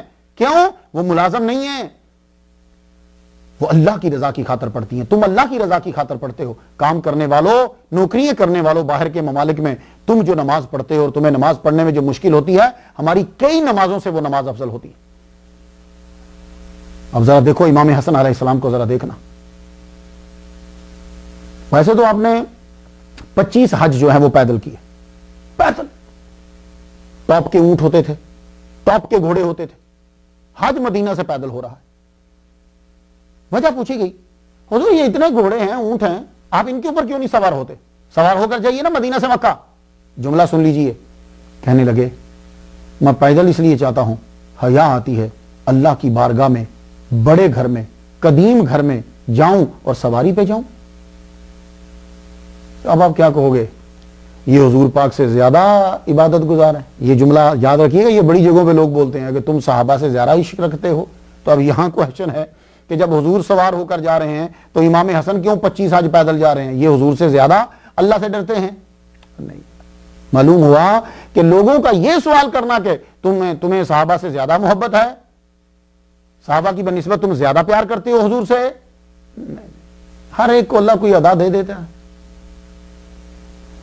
اب آپ خود سوچو کہ جنہوں نے 25 حج پیدل کیے ہیں, کہ جو جاتے ہوئے اتنی عاجزی کا اظہار کر رہے ہیں, تو جب وہ خانہ کعبہ پہنچ جاتے ہوں گے تو ان کا عالم کیا ہوگا. اب میں یہاں حضرت حسن بصری سے سنانا چاہتا ہوں, جو آپ کے ابا کے مرید ہیں, آپ کے ابا کے خلیفہ ہیں, اور کئی سلاسل جو ہیں وہ حضرت حسن بصری تک پہنچتے ہیں, پھر جا کر مولا علی تک پہنچتے ہیں. اب حضرت حسن بصری کا جملہ سن لیجیے. آپ کہتے ہیں کہ ایک دفعہ رات کی تاریکی میں خانہ کعبہ میں سوچا کہ جاؤں, اللہ کا گھر ہے. میں جب خانہ کعبہ کی طرف بڑھا تو میں نے اندھیرے میں دیکھا کہ ایک بندہ خانہ کعبہ کے غلاف کو پکڑ کے رو رہا, زاروں کتار رو رہا, اور گناہوں کی معافی مانگ رہا, اور اس قدر وہ رو رہا تھا کہ مجھے بھی رونا آ گیا. میں وہیں کھڑا ہو گیا. اس کے رونے سے میرے دل پہ رقت طاری ہوئی, لیکن میں نے محسوس کیا کہ وہ صاحب جانے لگے. میں آگے بڑھ کے دیکھوں تو صحیح, یار ایسا کون آدمی ہے کہ جو رات کی تاریکی میں غلاف کعبہ کو پکڑ کے رو رہا ہے اور گناہوں کی معافی مانگ رہا ہے. کہنے لگے میں قریب گیا تو مجھے معلوم ہوا یہ تو امام حسن ہے. حسن بصری کہتا ہے میں قدموں میں گر گیا, میں قدموں میں گر گیا, مجھے انہوں نے اٹھایا. اللہ اکبر. میں نے عرض کی حضور اتنی کریا زاری, اتنا رونا, آپ تو جنتی نوجوانوں کے سردار ہیں. امام حسن علیہ السلام کا جملہ سماعت کر لو. کہنے لگے وہ سمد ہے, بے نیاز کی بارگاہ ہے, وہاں عاجزی ہی کام آتی، عاجزی ہی کام آتی۔ یہاں ہم 4-5 نمازیں اپنے ملک کی چھوٹی مسجد میں پڑھ لیں تو ہم دوسرے دن لوگوں کو تنگ کرتے ہیں۔ تصوف کے اندر سخاوت بہت ضروری ہے۔ ولی کی یہ صفت ہوتی ہے، وہ سخی ہوتا ہے، کنجوس ولی نہیں ہوگا، وہ تم سے بہانے سے پیسے نہیں مانگے گا، آ جاتے ہیں تو خرچ کر دیتا ہے۔ یہ سچے ولی کی صفت ہوتی ہے، یہ یاد رکھنا۔ بڑے بڑے طریقے ہیں پیسے اکٹھے کرنے کے۔ تو سید کا یہ خاصہ ہوتا ہے، سید جو سخی ہے اہل بیت کا ہوگا تو اس کا یہ خاصہ ہے، اس کی ذات کے اندر ہوتا ہے، چاہے وہ کسی بھی فیلڈ میں ہو، وہ سخاوت اور سجدے سے خالی نہیں ہوتا۔ حضرت امام حسن علیہ السلام، آپ کی سخاوت کا یہ عالم ہے اور غریبوں سے محبت کا یہ عالم ہے کہ آپ اصحاب صوفہ کے پاس بیٹھا کرتے تھے، صوفیاء کے پاس بیٹھا کرتے تھے۔ آج تو خیر اولیاء کی جگہوں پہ جانا شرک ہو گیا ہے نا، وہ صوفیاء کے پاس بیٹھا کرتے تھے۔ کیوں؟ اس لیے کہ ان کے نانا کو اللہ نے حکم دیا تھا کہ ان کے پاس بیٹھو، آپ ان کے پاس بیٹھتے اور آپ کے کھانے کا بندوبست کیا کرتے تھے۔ ایک مرتبہ آپ نے ایک بندے کو دعا کرتے ہوئے دیکھا، مسجد میں خالی اور کوئی نہیں تھا، تو اکثر امام حسن علیہ السلام مسجد چلے جایا کرتے، تو آپ نے مسجد میں دیکھا کہ وہ رات کی طریقی اور وہ رو رہا ہے، اللہ مجھے 10,000 درہم چاہیے، اللہ مجھے بڑی سخت ضرورت ہے، مجھے 10,000 درہم چاہیے۔ رو امام حسن نے سن لی۔ امام حسن آئے تو تھے عبادت کرنے، انہی پاؤں پلٹے واپس گئے، گھر جا کر آپ نے ایک تھیلی نکالی جس میں 10,000 تھے، اور خود نہیں گئے، غلام سے یہ کہا دوڑتا ہوا جا، مسجد کے کونے میں ایک بندہ دعا مانگ رہا ہے، یہ 10,000 درہم کی تھیلی اسے دے دے، اور دے کے کہنا رب نے تیری دعا قبول کر لی، اب مانگنا بند کر، شکریہ شروع کر دے۔ اللہ اکبر جل شانہ، اب اللہ کا شکر شروع کر دے۔ یہ نہیں بتلایا میں نے دی ہے، امام حسن نے دی ہے، نو۔ کیوں؟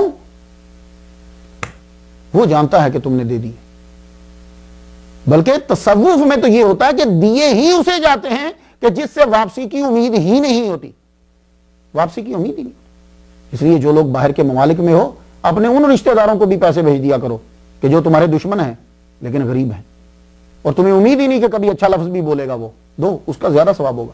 کیوں؟ اس لیے کہ اب آپ کے کسی دل کے کسی گوشے میں یہ ہے ہی نہیں ہے کہ یہ میری تعریف کرے گا یا مجھے بعد میں کچھ پلٹائے گا۔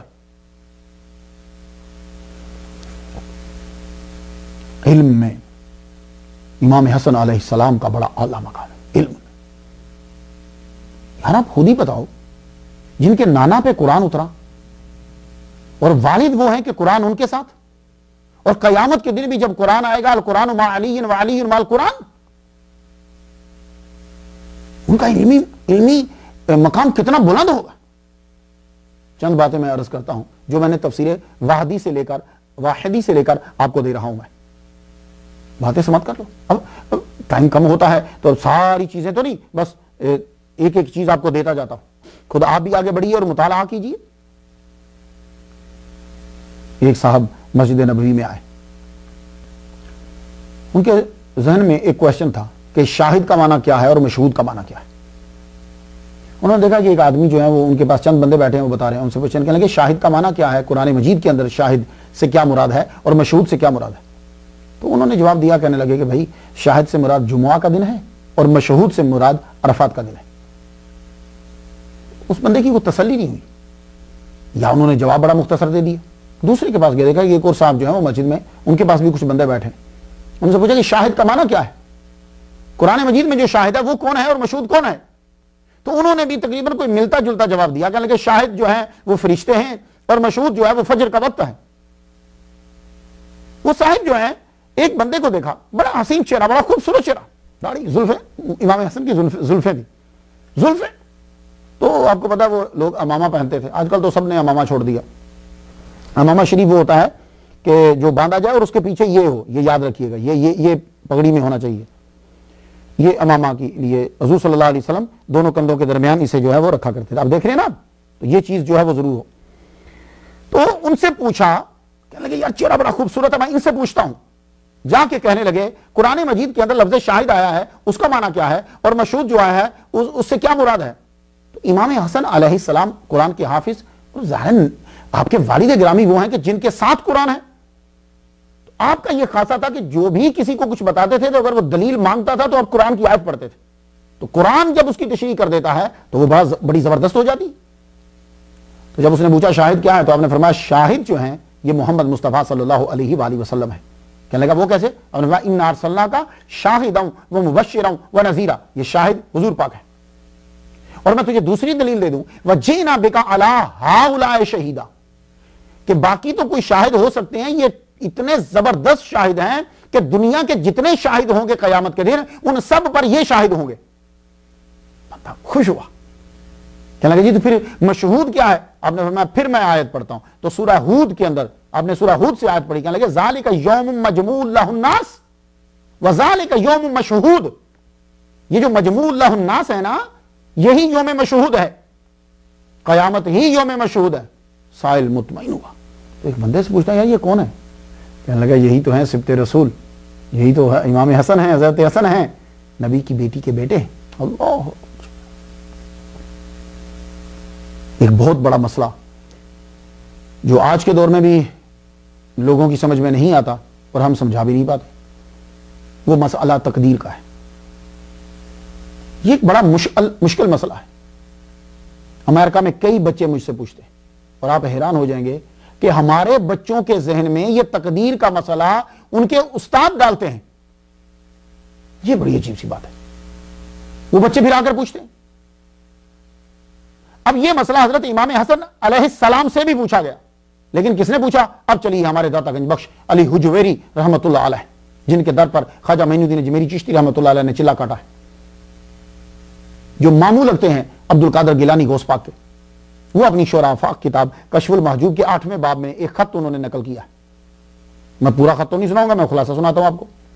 وہ خط جو ہے وہ حضرت حسن بصری رحمۃ اللہ علیہ نے حضرت امام حسن علیہ السلام کو لکھا، کہنے لگے کہ ایک آدمی تقدیر کے متعلق مجھے تنگ کر رہا ہے، سوال پوچھتا ہے، پلیز آپ جواب دیجئے۔ تو امام حسن نے جواب دیا، میں پورا نہیں لکھ رہا، خلاصہ، من لم یؤمن بالقدر خیرہ وشرہ من اللہ تعالی فقد کفر ومن حمل المعاصی علی اللہ فقد فجر ان اللہ لا یطاع باکراہ ولا یعطى بغلبۃ۔ جو یہ یقین نہیں رکھتا کہ خیر اور شر اللہ کی طرف سے ہے وہ کافر ہے، اور جو گناہ جو کہتا ہے کہ گناہ اللہ کرواتا ہے وہ فاجر ہے۔ اللہ کسی سے جبرن عطا نہیں کرواتا، ہاں کسی بندے پہ کرم کرے تو احسان کر کے گناہ سے بچنے کی اعانت کرتا ہے وہ۔ چند سطور کے اندر حضرت امام حسن علیہ السلام نے مسئلے کو سمجھا دیا، لیکن اب میں اپنے جیسوں کو سمجھانے کے لیے تھوڑی سی تشریح کرنا چاہتا ہوں۔ یہ جو تقدیر ہے نا یہ قدر سے بنا ہے، قدر کا معنی ہوتا ہے اندازہ۔ آپ تو تقدیر کا معنی ہوگا بندہ کے لیے اللہ کا ایک اندازہ پہلے سے مقرر ہو چکا ہے، اور یہ اندازہ ہماری روزمرہ کی زندگی والا نہیں ہے۔ ہم تو اندازہ لگاتے ہیں، غلط ہو جاتا ہے، کبھی ٹھیک ہوتا ہے، لیکن اللہ نے جو اندازہ لگایا یعنی تقدیر جو ہے وہ بالکل پرفیکٹ ہے، وہ اس کا علم ازلی ہے۔ تو تقدیر سمجھ گئے؟ اب آگے بات ذرا آپ کو توجہ دینا پڑے گی، ادھر ادھر نہیں دیکھنا۔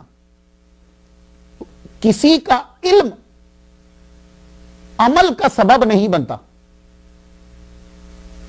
پلیز ذرا چاہے اس کو بار بار سن لیجئے۔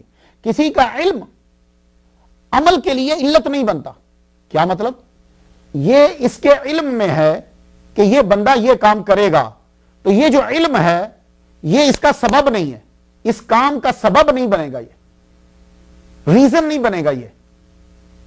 اور یہ عقیدہ رکھنا کہ جو اللہ نے لکھا اور جو اس کے علم میں ہے وہ میرے اس کام کا سبب بن رہا ہے، یہ انتہائی غلط ہے، یہ یاد رکھیے گا۔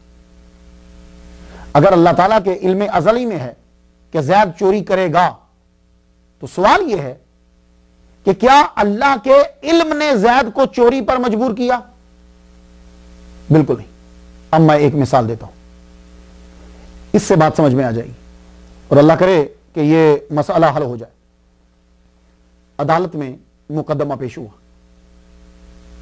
اس کی سماعت ہوئی، جج نے سنا، وکلاء نے دلائل دیے، تو سماعت ہو چکی، فیصلہ نہیں ہوا، پیشی ہو گئی، تاریخ پڑ گئی، تو وکیل یہ کہنے لگا بھائی تو یہ مقدمہ ہار جائے گا۔ ابھی جج نے فیصلہ نہیں کیا، وکیل کہنے لگا تو یہ مقدمہ ہار جائے گا۔ واقعی ہی وہ آدمی مقدمہ ہار گیا۔ اب آپ مجھے بتائیے کہ اس نے جو 1 مہینہ پہلے کہا تھا وکیل نے کہ تو مقدمہ ہار جائے گا، کیا اس کے کہنے کی وجہ سے وہ ہارا ہے؟ نہیں، یہ اس کا اندازہ تھا، اس نے چیزوں کو دیکھا تو اس کے علم میں آ گیا کہ یہ آدمی مقدمہ ہار جائے گا، اور وہ واقعی ہار گیا۔ تو جب کوئی وکیل آپ کو پہلے بتا دیتا ہے کہ تو مقدمہ ہار جائے گا یا مقدمہ جیت جائے گا، آپ اس کو بڑا اچھا سمجھتے ہو کہ واہ کیا آدمی ہے کہ اس کے ذہن میں پہلے سے ہی آ گیا۔ یا آپ کا بیٹا اسکول میں پڑھ رہا ہے، امتحان ہونے سے 2 ماہ پہلے آپ کو ماسٹر صاحب نے بلایا، ماسٹر صاحب نے بلا کے یہ کہا کہ جناب آپ کا بیٹا فیل ہو جائے گا۔ واقعی جب امتحان ہوا تو آپ کا بیٹا فیل ہو گیا۔ اب ماسٹر کے علم میں تھا کہ آپ کا بیٹا فیل ہو جائے گا، تو کیا اس کے کہنے کی وجہ سے وہ فیل ہوا ہے؟ نہیں، اس نے اندازہ لگا لیا کہ یہ بچہ آوارہ لوگوں کے ساتھ پھرتا ہے، روزانہ سبق نہیں سناتا، اس کو کوئی سبق آتا نہیں ہے، تو اس کے علم کے اندازے نے یہ بتایا کہ یہ فیل ہو جائے گا۔ تو یہ اس کا علم اس کے فیل ہونے کا سبب نہیں بنا، بلکہ آپ نے شکریہ ادا کیا ماسٹر کا، ماسٹر صاحب آپ نے اندازہ لگایا، ہمیں پہلے بتا دیا، آئندہ سے ہم محتاط ہو جائیں گے۔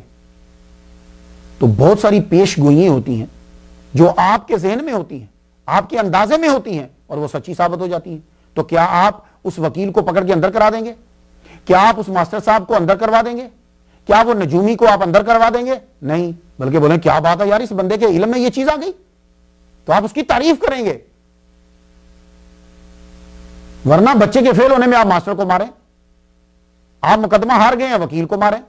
نہیں، آپ کے ذہن میں بھی ہے کہ اس کا قصور نہیں ہے، کیونکہ اس کا علم میرے ان اعمال کا سبب نہیں بنا۔ اور میں آپ کو ایک مثال اپنی دیتا ہوں، میرے استاد محترم علامہ مفتی ڈاکٹر سرفراز نعیمی شہید رحمۃ اللہ علیہ، میں 1984 میں ان کے پاس پڑھنے کے لیے گیا، میں پڑھتا نہیں تھا، انہوں نے مجھے ایک جملہ کہا تھا، آج تک میرے کانوں میں ہے۔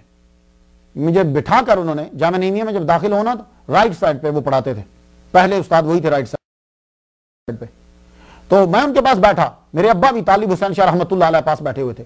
یوں انہوں نے مجھے کہا تھا، سن مختار شاہ، تو نہ ڈاکٹر بن سکتا ہے، نہ وکیل بن سکتا ہے، نہ انجینئر بن سکتا ہے، تو بنے گا تو صرف مولوی بنے گا۔ حالانکہ میں نے، آپ جا کے میری اسناد دیکھ لیجئے، میں نے میتھمیٹکس رکھا، اسٹیٹسٹکس رکھا، اکنامکس رکھی، میں نے ماسٹر کیا، میں کچھ نہیں بنا، مولوی بنا۔ تو میرے استاد کے اندازے نے پہلے بتا دیا تھا۔ تو دیکھیے اسی طرح اللہ کا علم افعال خیر و شر جو ہیں اس کا سبب نہیں ہے۔ اگر اللہ کا علم انسان کو اچھے برے کام کرنے پر مجبور کرتا ہے کہ اللہ کے علم میں ہے اور وہ تمہیں مجبور کر رہا ہے، تو پھر حضور پاک کیوں آئے ہیں؟ جنگیں کیوں لڑی؟ تبلیغیں کیوں کی؟ پتھر کیوں کھائے؟ جس کے نصیب میں ایمان تھا وہ ایمان لے آتا، آپ گھر بیٹھتے۔ مولا علی شہید کیوں ہوئے؟ حضرت امام حسین کربلا کیوں گئے؟ سارا نظام درم برم ہو جائے گا۔ تو یہ بات یاد رکھو، آپ کو اختیار دے دیا گیا، یہ خیر ہے یہ شر ہے، اب چن، اور جب تم مجبور ہو جاتے ہو پھر تمہیں اللہ کچھ نہیں کہتا۔ تو اسی لیے مولا علی نے اس مسئلے کو بڑا اچھا حل کیا۔ ایک بندہ آیا یہی مسئلہ پوچھنے کے لیے، اب فرمانے لگے اپنی ایک ٹانگ اٹھا، اس نے ایک ٹانگ اٹھائی، فرمانے لگے دوسری بھی اٹھا، کہنے لگا جی دوسری نہیں اٹھا سکتا، فرمانے لگے بس، جہاں بندہ مختار ہے انہی کاموں میں گرفتار ہے، اور جہاں وہ مجبور ہے وہاں وہ مغفور ہے۔ تو تقدیر کے مسئلے کو حل کر مولا علی شیر خدا کا فیض ہے، امام حسن علیہ السلام احادیث کے نکات کو زبردست طریقے سے سمجھتے تھے۔ ایک حدیث بڑی مشہور ہے، الدنیا سجن المومن و جنت الکافر، دنیا مومن کے لیے قید خانہ ہے اور کافر کے لیے جنت ہے۔ اس مسئلے کی تشریح، اس حدیث کی تشریح جو امام حسن علیہ السلام کر گئے، یہ انہی کا خاصہ تھا۔ سن لیجئے، آپ ایک دفعہ غسل فرما کر باہر نکلے تو زلفیں تھیں ماشاءاللہ سبحان اللہ، یہ جیسے آپ نے دعوت اسلامی کو دیکھا نا، وہ تو بچوں کو بھی سنت یہ ہوتا ہے، سنن کے اوپر عمل کروائے، ایک ایک چھوٹی سے چھوٹی سنت دے دے، تو زلفیں ماشاءاللہ، سر پہ امامہ شریف، باہر نکلے، لباس بھی اس دن دھلا ہوا اچھا پہنا، سامنے سے ایک یہودی آتا ہوا نظر آیا، وہ آپ کو دیکھ کے کھڑا ہو گیا، یوں سر سے لے کے پھوں تک اس نے آپ کو دیکھا. پھر میں نے کہا کیا دیکھ رہے ہو؟ کہنے لگے حسن تمہارے نانا نے ایک جملہ کہا ہے، اس کی تشریح پوچھنا چاہتا ہوں. بول. کہنے لگا تمہارے نانا نے کہا ہے الدنیا سجن المومن و جنت الکافر، مومن کے لیے قید خانہ ہے اور کافر کے لیے جنت ہے. اب تم میری بدحالی دیکھو، میری غربت دیکھو، میرے ہونٹ جو ہیں وہ سوکھے ہوئے ہیں، میرے کپڑے دیکھو، پیسے ہے کوئی نہیں، کھانا کھا نہیں سکتا میں، تو اب آپ اپنی حالت دیکھ لو. تو کیا میں قید خانے میں ہوں یا آپ ہیں؟ اب امام حسن علیہ السلام کا جملہ سن لو. امام حسن کہنے لگے تو سمجھا ہی نہیں، یہ دنیا مومن کے لیے قید خانہ ہے اور کافر کے لیے جنت ہے. اگر تو وہ نعمتیں دیکھ لے جو اللہ تعالیٰ نے جنت میں میرے لیے تیار کر رکھی ہیں تو میری اس حالت کو قید خانہ ہی سمجھے، اور اگر تو وہ عذاب دیکھ لے جو اللہ تعالیٰ نے تیرے لیے مرنے کے بعد تیار کیا ہوا ہے تو اپنی اس حالت کو بھی جنت سمجھے. اللہ اکبر جل شانہ. اللہم صلی علی محمد وعلی آل محمد. امن کا سفیر، نبی کی تصویر امام حسن.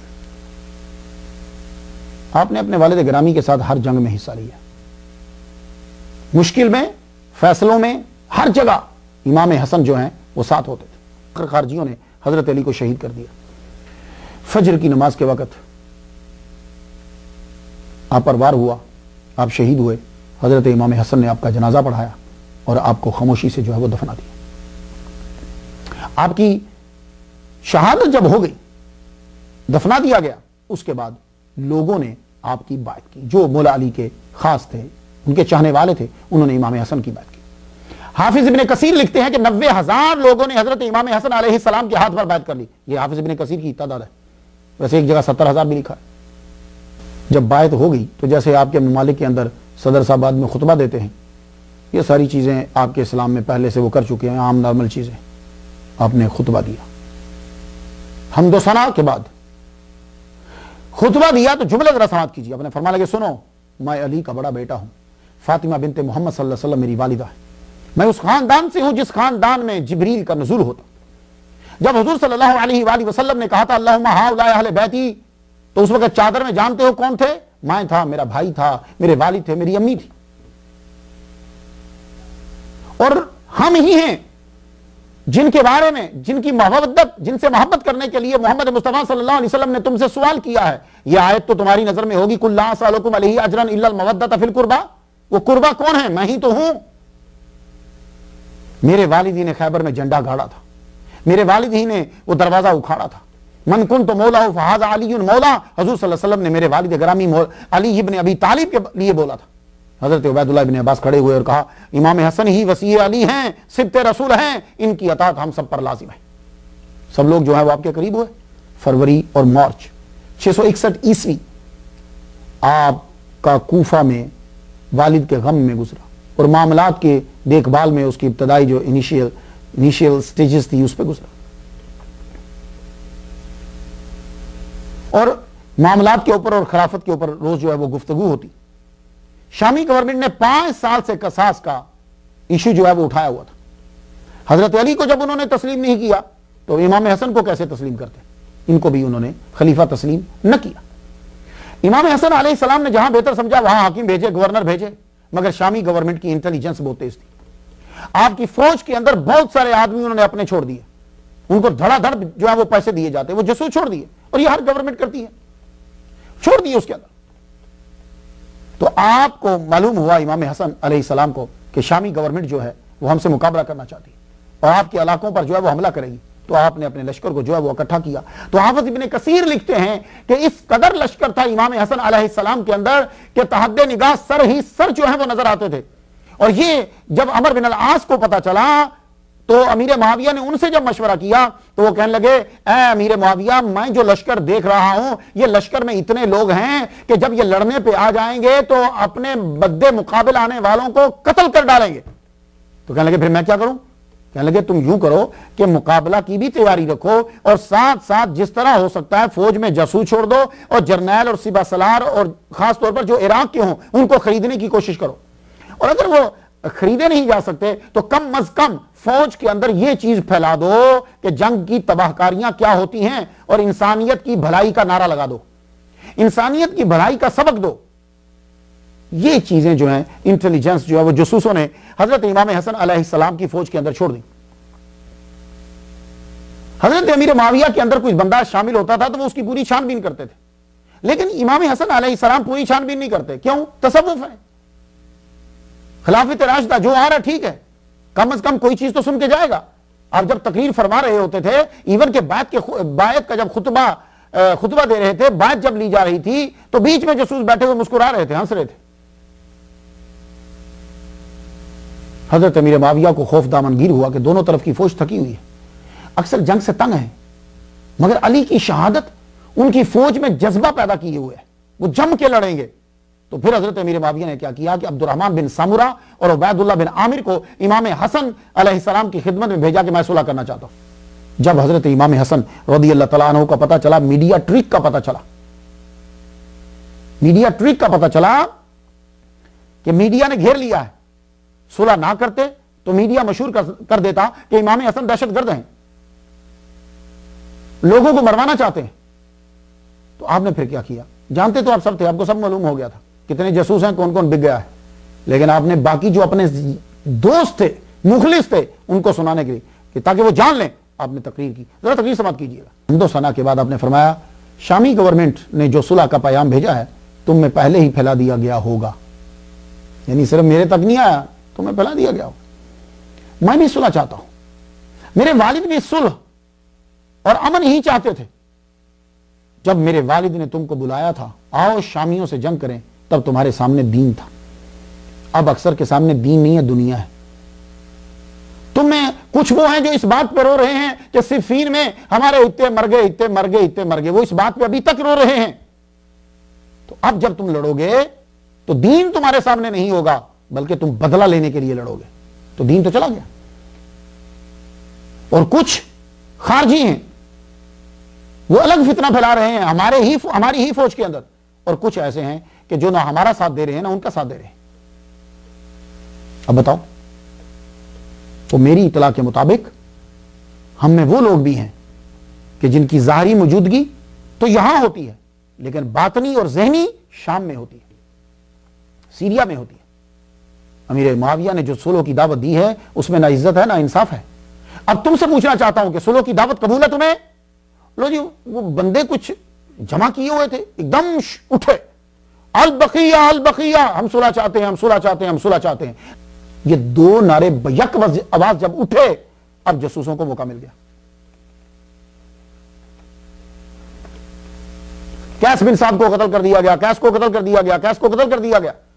اب یہ نعرہ اور ہم صلح چاہتے ہیں، یہ نعرہ، یہ دونوں جب اٹھے، اب فوج کے دوسرے لوگ بھی پریشان ہوئے، کیونکہ جو کیس تھے ان کے ساتھ 12,000 کا لشکر تھا اور ان کو پولیس والے کہتے تھے، یہ پہلے بھیجے جاتے تھے۔ اب جب ان کے قتل کی خبر پھیل گئی تو لوٹ کھسوٹ شروع ہو گئی۔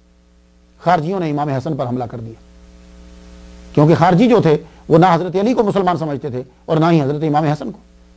امام حسن پر حملہ کیا، گالیاں دینا شروع کر دی، امام حسن کے نیچے سے مسلح کھینچ لیا، آپ کے کندھوں پہ خنجر سے وار کیا، آپ زخمی ہوئے، آپ کا خیمہ لوٹ لیا۔ آپ نے ربیعہ اور حمدان کو بلایا مدد کے لیے، وہ آئے، آپ کو ان کے نرغے سے نکال کر لے گئے۔ آپ نے اپنے ساتھیوں سے کہا، دیکھ لیا تم نے، ابھی تو میں نے صرف بات کی تھی، صرف اس لیے کہ تمہیں پتا چل جائے کہ فوج کے اندر کیا ہو رہا ہے۔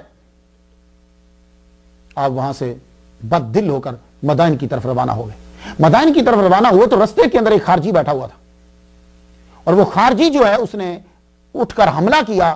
آپ سوار تھے، اس نے حملہ جب کیا تو آپ کی ران مبارک کو زخمی کر دیا، تو آپ کا خون بہتا جا رہا ہے، اور آپ مدائن پہنچے، قصر ابید میں جا کر قیام پذیر ہوئے۔ میں اس کا ذکر کرایا سلمان فارسی رضی اللہ تعالیٰ عنہ کی سٹوری کے اندر۔ آپ قصر ابید میں قیام پذیر ہوئے، آپ کا علاج ہونے لگا، اور یہ جو علاج کا وقفہ تھا یہ شامی گورنمنٹ کے لیے بڑا فائدہ مند ہوا۔ حضرت امیر معاویہ خود لشکر لے کر انبار کے مقام پہ آ گئے۔ جب وہاں وہ آ گئے تو ادھر کیس کا لشکر تھا، وہ ان کی افواہ تھی، جھوٹی خبر تھی قتل کی، ادھر ان کا لشکر، برابر میں یہ انہوں نے لشکر ڈال دیا۔ امام حسن علیہ السلام جب ٹھیک ہوئے، پھر آپ کے وہ ساتھی آ گئے جو آپ پہ جان نشاور کرنا چاہتے تھے، کہتے تھے حضور لڑیے، پیچھے مت ہٹیے. آپ نے فرمایا میں پیچھے نہیں ہٹتا, تم مجھے بزدل سمجھتے ہو, تم نے ہی مجھے دیکھا ہے, میں اپنے ابا کے ساتھ ہر جنگ میں پہلی سامنے ہوتا تھا, لیکن تم مجھے بتاؤ میں کن کے لیے لڑوں. اور یہ جو فوج جس کو تم ساتھ لیے ہوئے ہو عین وقت میں تمہاری ہی مخالفت کر دے گی. اور سن لو میں تمہیں بتا رہا ہوں, ان کا مقصد ہمیں قید کروانا اور قتل کروانا ہے, اس لیے تم میری بات مان لو. لیکن انہوں نے ضد کی. آپ نے فرمایا ٹھیک ہے تمہیں پھر ایک دفعہ دکھاتا ہوں, چلو. آپ لشکر لے کر پھر روانہ ہوئے. اب لشکر لے کر جب روانہ ہوئے تو آپ کا سامنا عبید اللہ بن عامر کے لشکر کے ساتھ ہو گیا. حالانکہ وہ جنگ کرنے کے لیے ہی آئے تھے, لیکن جب انہوں نے دیکھا کہ میں تو باہر جاؤں گا, فوج زیادہ ہے, میڈیا ٹرک وہ بھی چل گئے. وہ میڈیا ٹرک کیا چلے کہ جب فوجیں آمنے سامنے ہوئی تو قاصد انہوں نے بھیجا کہ میں واپس جا رہا ہوں, میں تو ویسے آیا تھا, میں واپس جا رہا ہوں. اور ابو محمد, یہ امام حسن سے کہتے تھے, ابو محمد امام حسن سے کہنا, سلام کہنا اور کہنا خدا کے لیے اپنے اور اپنی جماعت کے حال پر رحم کرو. تو یہ شامی گورنمنٹ کیا کرتی تھی کہ جب وہ کوئی بادشاہ کو بھیجتی تھی میسج, عوام میں پہلے پھیلا دیتی تھی. حالانکہ میسج جو ہوتا ہے اسی بندے کو جاتا ہے, لیکن یہ پہلے عوام میں بھی پھیلا دیتے تھے.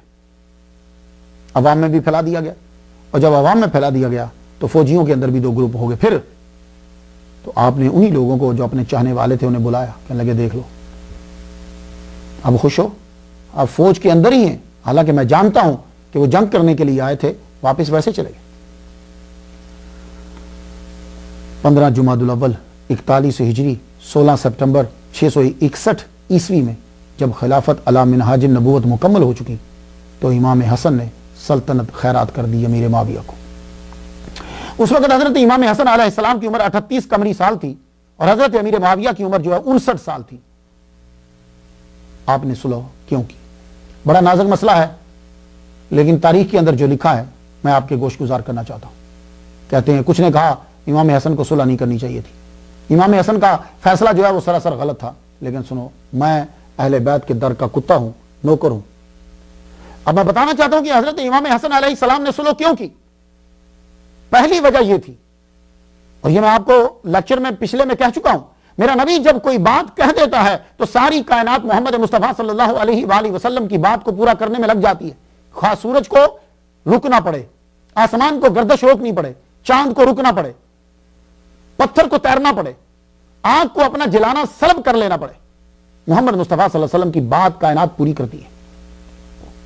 تو میرے نبی نے جب حضرت امام حسن علیہ السلام 4-5 سال کے ہوں گے تو آپ نے فرما دیا تھا, اور آپ کا یہ فرمان بخاری میں ہے, حلیۃ الاولیاء میں ہے, بائحقی شریف میں ہے, مسند حمیدی میں ہے, اور المصنف کے اندر بھی ہے.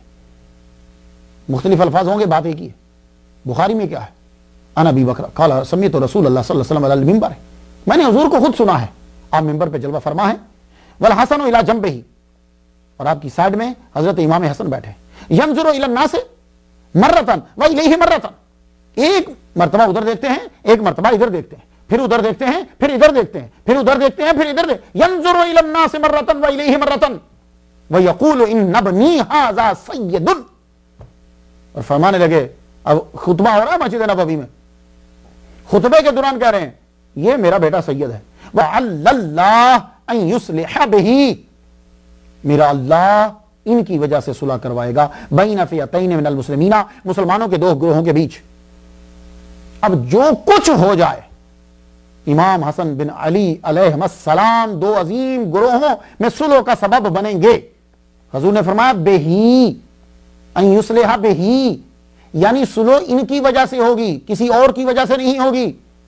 اب بہی کو تو علماء سمجھیں گے اور طلباء سمجھیں گے. بہی ان کی یہ ریزن بنیں گے صلح کے, اور کوئی نہیں بنے گا. یعنی یہ نہیں کہ بزدلی نہیں, نو نو نو نو, اگلے کا غلبہ نہیں ہے, دولت نہیں ہے, نہ ڈر نہیں ہے, یہ ریزن بنیں گے, یہ ادھر سے چیز آئے گی. تو دوسری وجہ, امام حسن نے صلح قرآن کریم کی آیت پر عمل کرتے ہوئے کی. وہ قرآن کریم کی کون سی آیت ہے؟ سورہ انفال آیت نمبر 61 اور 62, آپ جا کے پڑھ لیجئے گا. وَإِن جَانَهُ لِلسَّلْمِ فَجْنَحْ لَهَا وَتَوَكَّلْ اللَّهُ إِنَّهُ هُوَ السَّمِيعُ الْعَلِيمُ وَإِن يُرِيدُوا أَن يَخْدَعُوكَ فَإِنَّ حَسْبَكَ اللَّهُ هُوَ الَّذِي أَيَّدَكَ بِنَصْرِهِ وَبِالْمُؤْمِنِينَ. اب سورہ انفال تو جیسا کہ آپ کو معلوم ہے اس کے اندر جنگ کے بارے میں باتیں ہیں. تو اللہ کیا کہہ رہا ہے اپنے نبی سے وَإِنْ جَنَحُ لِلسَّلْمِ فَاجْنَحْ لَهَا۔ بھائی کافر جب آپ سے سلو کی ڈیمانڈ کریں، سلو کی گزارش کریں، تو اے محمد صلی اللہ علیہ وسلم فَاجْنَحْ لَهَا، آپ کو صلح کرنا ہے۔ مشرک کافر جان کے پیاسے جب وہ صلح کا ارادہ کریں تو آپ کو صلح کرنا ہے۔ اب سوال یہ پیدا ہوتا ہے کہ ہو سکتا ہے کہ وہ دھوکہ دے رہا ہو، تو اللہ نے 62ویں آیت کے اندر وہ خود ہی جواب دے گا، اِن یُرِیدُوا اَن یَخْدَعُوکَ۔ بھائی اگر اس صلح سے ان کا ارادہ دھوکہ دینے کا بھی ہے تو اللہ فرماتا ہے فَإِنَّ حَسْبَكَ اللَّهُ، اللہ تیرے لیے کافی ہے، تو صلح کر۔ تو میں آپ سے پوچھنا چاہتا ہوں، جب کفار عین جنگ میں صلح کا پیام دیں تو نبی کے لیے حکم ہے کہ صلح کرو، تو امام حسن کے لیے حکم نہیں ہے کہ جب برابر میں لا الہ الا اللہ محمد رسول اللہ تو پڑھتے ہیں نا، اب انہوں نے صلح کا پیام بھیج دیا، تو اعتراض کیوں ہے؟ امام حسن نے وہی کام کیا جو محمد مصطفیٰ صلی اللہ علیہ وآلہ وسلم نے صلح حدیبیہ میں کیا۔ اب آپ صلح حدیبیہ کو دیکھ لیجئے اور حضرت امام حسن کی صلح کو دیکھ لیجئے۔ حدیبیہ کے اندر بھی تو حضور صلی اللہ علیہ وآلہ وسلم کے چاہنے والوں نے شور مچایا تھا نا، یا رسول اللہ ایسا کیوں کر رہے ہیں؟ وہ دیکھو وہ ہمارے بندوں کو مار رہے ہیں، اس میں ہماری بے عزتی ہے۔ آپ نے فرمایا میں اللہ کا رسول ہوں، صلح کی آپ نے۔ اسی طرح امام حسن کو کہا گیا لیکن آپ نے صلح کی، بات آپ سمجھ رہے ہیں، صلح کی، اور دونوں کے نتائج بعد میں لوگوں پر واضح ہو گئے کہ دونوں نے ٹھیک کیا۔ تو آپ نے امام حسن نے میڈیا کے ٹرک کو صلح کر کے ناکام کر دیا۔ میڈیا کا ٹرک کیا تھا؟ میڈیا کا گند یہ پھیلنا تھا کہ یہ صلح پسند ہی نہیں کرتے، یہ تو دہشت گرد ہیں، یہ تو لڑنا چاہتے ہیں۔ آپ نے میڈیا کا منہ بند کر دیا اور آپ کو اپنی فوج کا پہلے سے پتا تھا۔ دوسری طرف پوری دنیا کو موقع فراہم کر دیا کہ آرام سے جان لو کہ ان سے علی کیوں لڑے تھے، اور یہ بات امام حسین کے دور تک کھل کر واضح آ گئی لوگوں کے۔ اور تیسری وجہ صلح کرنے کی یہ تھی، امام حسن بن علی کو حضرت امیر معاویہ نے وہ خط بھیجے جو ان لوگوں کے لکھے ہوئے تھے جو امام حسن کے لشکر میں سپہ سالار تھے۔ لکھا ہوا تھا ہم ان کو لا رہے ہیں، جنگ میں جب سامنا ہوگا تو ہم خود پکڑ کر آپ کے حوالے کر دیں گے، پھر جو چاہے کرنا، قتل کرنا یا قید کرنا۔ ایسی فوج کو لے کر امام حسن جاتے۔ شاہ عبداللہ محدث دہلوی فرماتے ہیں آپ نے تخت چھوڑ دیا کیونکہ آپ بادشاہوں میں اول نہ بننا چاہتے تھے، کیونکہ حضور صلی اللہ علیہ وسلم نے فرمایا تھا، خلاصہ یہ ہے کہ میرے بعد 30 سال خلافت علی منہاج النبوت رہے گی، پھر بادشاہت آ جائے گی۔ حضور کی حدیث یہ تو ہے نا۔ علامہ وحید الزمان یہ اہل حدیثوں کے امام ہیں، تفسیر الباری جلد 4 صفحہ 619 پہ لکھتے ہیں آپ نے لاکھوں مسلمانوں کی جان بچا دی، معاویہ سے لڑنا پسند نہ کیا، باوجود 70,000 آدمیوں نے آپ کے ساتھ جان دینے پر بیعت کی تھی۔ یہ اعلیٰ ظرفی کا کام امام حسن کے علاوہ اور کوئی نہیں کر سکتا، یہ اہل حدیثوں کے امام لکھ رہے ہیں۔ اب حلیت الاولیاء سے میں ایک بات آپ کو سنا دوں۔ جبیر بن نفیر کہتے ہیں کہ میں نے امام حسن بن علی سے کہا لوگ کہتے ہیں آپ خلافت کے خواہشمند ہیں، ارشاد فرمایا لوگ میرے ساتھ تھے، جن سے میں لڑتا وہ بھی لڑتے، محض اللہ کی رضا کی خاطر اور امت محمدیہ کی جانوں کو محفوظ رکھنے کی خاطر میں نے سلطنت چھوڑ دی۔ ریزن سمجھ میں آ رہی ہے کچھ آپ کو؟ امیر معاویہ نے کہا کہ لوگوں کے سامنے آ کر آپ صلح کا اعلان کیجیے۔ امام شافعی کہتے ہیں کہ میں امام حسن کے پاس تھا، حضرت امام حسن کھڑے ہوئے اور کھڑے ہو کے خطبہ دیا، خطبے کے جملے سنا، اللہ کی حمد و ثنا کے بعد فرمایا بے شک ایک ایک جملہ دیکھو اور اس کی کاٹ دیکھنا لگا، بے شک بہترین عقل مندی پرہیزگاری ہے اور فجور بدترین حماقت ہے۔ بے شک مسئلہ خلافت میں میرا اور امیر معاویہ کا اختلاف رہا، معاویہ مجھ سے زیادہ حقدار ہیں تو میں نے حکومت ان کو دی، معاویہ کو حق مل گیا، اور اگر میں زیادہ حقدار ہوں تو سن لو میں ان کی جانوں کی حفاظت کے لیے دست بردار ہوا۔ ہم پہلے بھی حق پہ تھے، آج بھی حق پہ ہیں۔ یقیناً میں جانتا ہوں، یہ جملہ سنیے، یقیناً میں جانتا ہوں حکومت تمہارے لیے باعث فتنہ ہوگی اور کچھ وقت کے لیے متاع ہے۔ تو نیچے سے میرے معاویہ بولے اب بس بھی کیجئے۔ تو اب آپ نے شرائط صلح کا اعلان کیا، فرمانے لگے سنو میں ان شرائط کے اوپر صلح کر رہا ہوں، کیا ہے امیر معاویہ آپ قرآن و سنت کے مطابق حکومت کریں گے، ماضی کے کسی عمل کی کسی کو سزا نہ دیں گے، میرے والد کو جو میڈیا گالیاں دیتا ہے وہ گالیاں آپ بند کروائیں گے، اور آپ خلفائے راشدین کی سیرت کو اپناؤ گے، اور اب تم اپنے بعد خود کسی کو نامزد نہیں کرو گے۔ بعد میں حضرت امام حسن علیہ السلام نے 4 لاکھ دینار صلح کا تحفہ دیا۔ یہ جملہ سب لوگ سن لیجئے، شاید کسی کے ذہن میں نہ ہو۔ آپ کہیں گے مختار شاہ تو نے کہاں سے بیان کیا؟ علی بن برائدہ بیان کرتے ہیں اور اصحابہ میں یہ ہے 4 لاکھ دینار میرے نبی کی آل نے دیے امیر معاویہ کو۔ بعد میں اب تو یہ مورخین بتائیں گے کہ میرا تو یہ ٹاپک نہیں ہے کہ کیا شرائط پر عمل ہوا کہ نہیں ہوا۔ تاریخ لکھتی ہے کہ جب سلطنت مکمل مل گئی تو اب وہ جو قصاص کا ایشو تھا وہ ختم ہو گیا. اب کسی نے قصاص کا نہیں لیا. حضرت عثمان غنی کے خون کا بدلہ کسی نے نہیں لیا, صرف حکومت کو گرانا تھا. البتہ امام حسن کے ساتھی چن چن کر قتل کیے گئے, ان کی فیملیاں پوری خاندان کے خاندان قتل کر دیے گئے. امام حسن بن علی نے سامان سمیٹا اور آپ مدینہ چلے گئے. آپ نے دنیا کی سلطنت چھوڑ دی, رب نے آپ کو باطنی سلطنت عطا کر دی. آج ولیوں کے بادشاہ امام حسن علیہ السلام, صوفیاء کے بادشاہ غوث و اغواث اقطاب اولیاء سب آپ کے در کے دربان. آپ نے جب سلطنت چھوڑ دی تو کسی نے کہا آپ نے حکومت بنو امیہ کو دے دی. تو اس وقت حضرت امام حسن علیہ السلام نے یہ آیت پڑھی لیلۃ القدر خیر من الف شہر. کسی نے پوچھا امام یہ کیا ہے, میں پوچھ رہا ہوں کہ بنو امیہ کو خلافت دے دی اور آپ آیت پڑھ لیلۃ القدر خیر من الف شہر. یہ میچ نہیں کر رہی بات سے. لیکن بعد میں تاریخ نے ثابت کیا یہ اشارہ تھا بنو امیہ کی حکومت کی دورانیہ کا, کہ بنو امیہ کا پہلا بادشاہ حضرت امیر معاویہ اور آخری مروان بن محمد الجادی ہے. ان دونوں کے بیچ میں تقریباً یہ 83 سال 4 ماہ ہی بنتے ہیں, 1000 مہینے جو یہی بنتے ہیں. سلطنت خیرات کرنے کے بعد امام حسن علیہ السلام مدینہ میں اپنا سامان اور فیملی سمیت جو ہے وہ تشریف لے آئے. مدینہ میں آ کر آپ نے سادہ زندگی گزارنی شروع کر دی. عبادت میں مصروف رہتے, لوگوں کو اسلام کی تبلیغ کرتے. مگر یہاں بھی میڈیا نے آپ کا پیچھا نہ چھوڑا. آپ کو گالیاں دی جاتی, آپ کے والد گرامی کو گالیاں دی جاتی, مگر آپ خاموش رہتے. خود اپنے لوگ بھی کبھی کبھی کہہ دیتے یا المسلمین یا مذل المسلمین, لیکن آپ چپ رہتے. بڑے حوصلے کی بات ہوتی ہے, اور تصوف کے اندر یہی ہے, خاموش رہیں. آپ کو جب کبھی کوئی آدمی گالیاں دے یا آپ کو برا بھلا کہ آپ چپ ہو جائیے. آپ جواب دیں گے تو اتنی سزا نہیں اسے ملے گی جو آپ کے خاموش رہنے پہ ملے گی. میری زندگی کے اندر بڑا ایسے مواقع آئے, بندوں نے بہت مخالفت کی. میں شروع میں تھا, ایک صاحب نے میری مخالفت کی, میں چپ ہو گیا, میں نے ان کو کچھ نہیں کہا. ایک میں نے ماں کتاب لکھی تو ایک صاحب نے آ کر بڑی مخالفت کی بلا وجہ ہی, وہ بات کو سمجھنے کے بجائے مخالفت شروع کر دی. پھر ایک دن میں بیٹھا ہوں تو مجھے کہنے لگے اگلے منڈے کو ہم تمہیں قتل کر دیں گے. میں چپ ہو گیا, میں نے کوئی جواب نہیں دیا. وہ ایک جگہ ایک دفعہ رستے سے گزر رہے تھے, کالے کتے نے انہیں کاٹا, وہ مر گئے. ایک بندہ جو ہے وہ ویسے ہی دھمکیاں دیتا تھا مجھے, شروع میں ہوا ہم مسئلہ لے آئیں گے, ہم تمہیں مار دیں گے. 1 سال کے بعد میں نے اس کے بارے میں پوچھا تو پتا چلا وہ خود ہی قتل کر دیا گیا. ایک اور صاحب تھے, بڑی مخالفت کی, حد درجہ, چھوٹی موٹی تو معمولی ہوتی, اس کا تو میں ذکر ہی نہیں کر رہا, بہت حد کر دی انہوں نے. مولوی صاحب نے, ان کا ایک ہی بچہ تھا, قتل ہو گیا. ابھی ایک بہت بڑے صاحب تھے, بڑے امیر آدمی ہیں, انہوں نے مجھے بھی گالیاں دی, بہت کچھ کیا, اخبار میں میرے خلاف لکھوایا. میں چپ, میں نے کہا نہیں, بدلہ نہیں لینا. ان کا بیٹا جو ہے وہ شدید زخمی ہو گیا. تو آپ جب چپ ہو جائیں گے تو پھر اللہ جواب دیتا, فرشتے جواب دیتے, اور اگر آپ جواب دو گے تو معمولی ہے. تو اس لیے سب لوگ سن لیجئے, کوئی گالیاں دے رہا, کوئی برا بھلا کہہ رہا, چپ کر جائیے. آپ زیادہ سے زیادہ کا مکہ مار دو گے نا, چھوٹی سزا ہے, چپ کر جاؤ, بہت بڑی سزا اس کو ملے گی. امام حسن علیہ السلام کو گالیاں دی جاتی, چپ. آپ ذرا سوچو کیا حالت ہوگی یار, سوچو کیا حالت ہوتی ہوگی امام حسن علیہ السلام کی جب ان کے سامنے ان کے والد کو اور ان کو گالیاں دی جاتی. اور بعض اوقات تو ایسا ہوتا کہ آپ مسجد میں بیٹھے ہوتے, منبر پر آ کر گالیاں دی جاتی آپ کو, خاموش. آپ جواب دیتے تو سزا کم ہوتی, بڑی سزا. میڈیا نے پھر بھی پیچھا نہیں چھوڑا.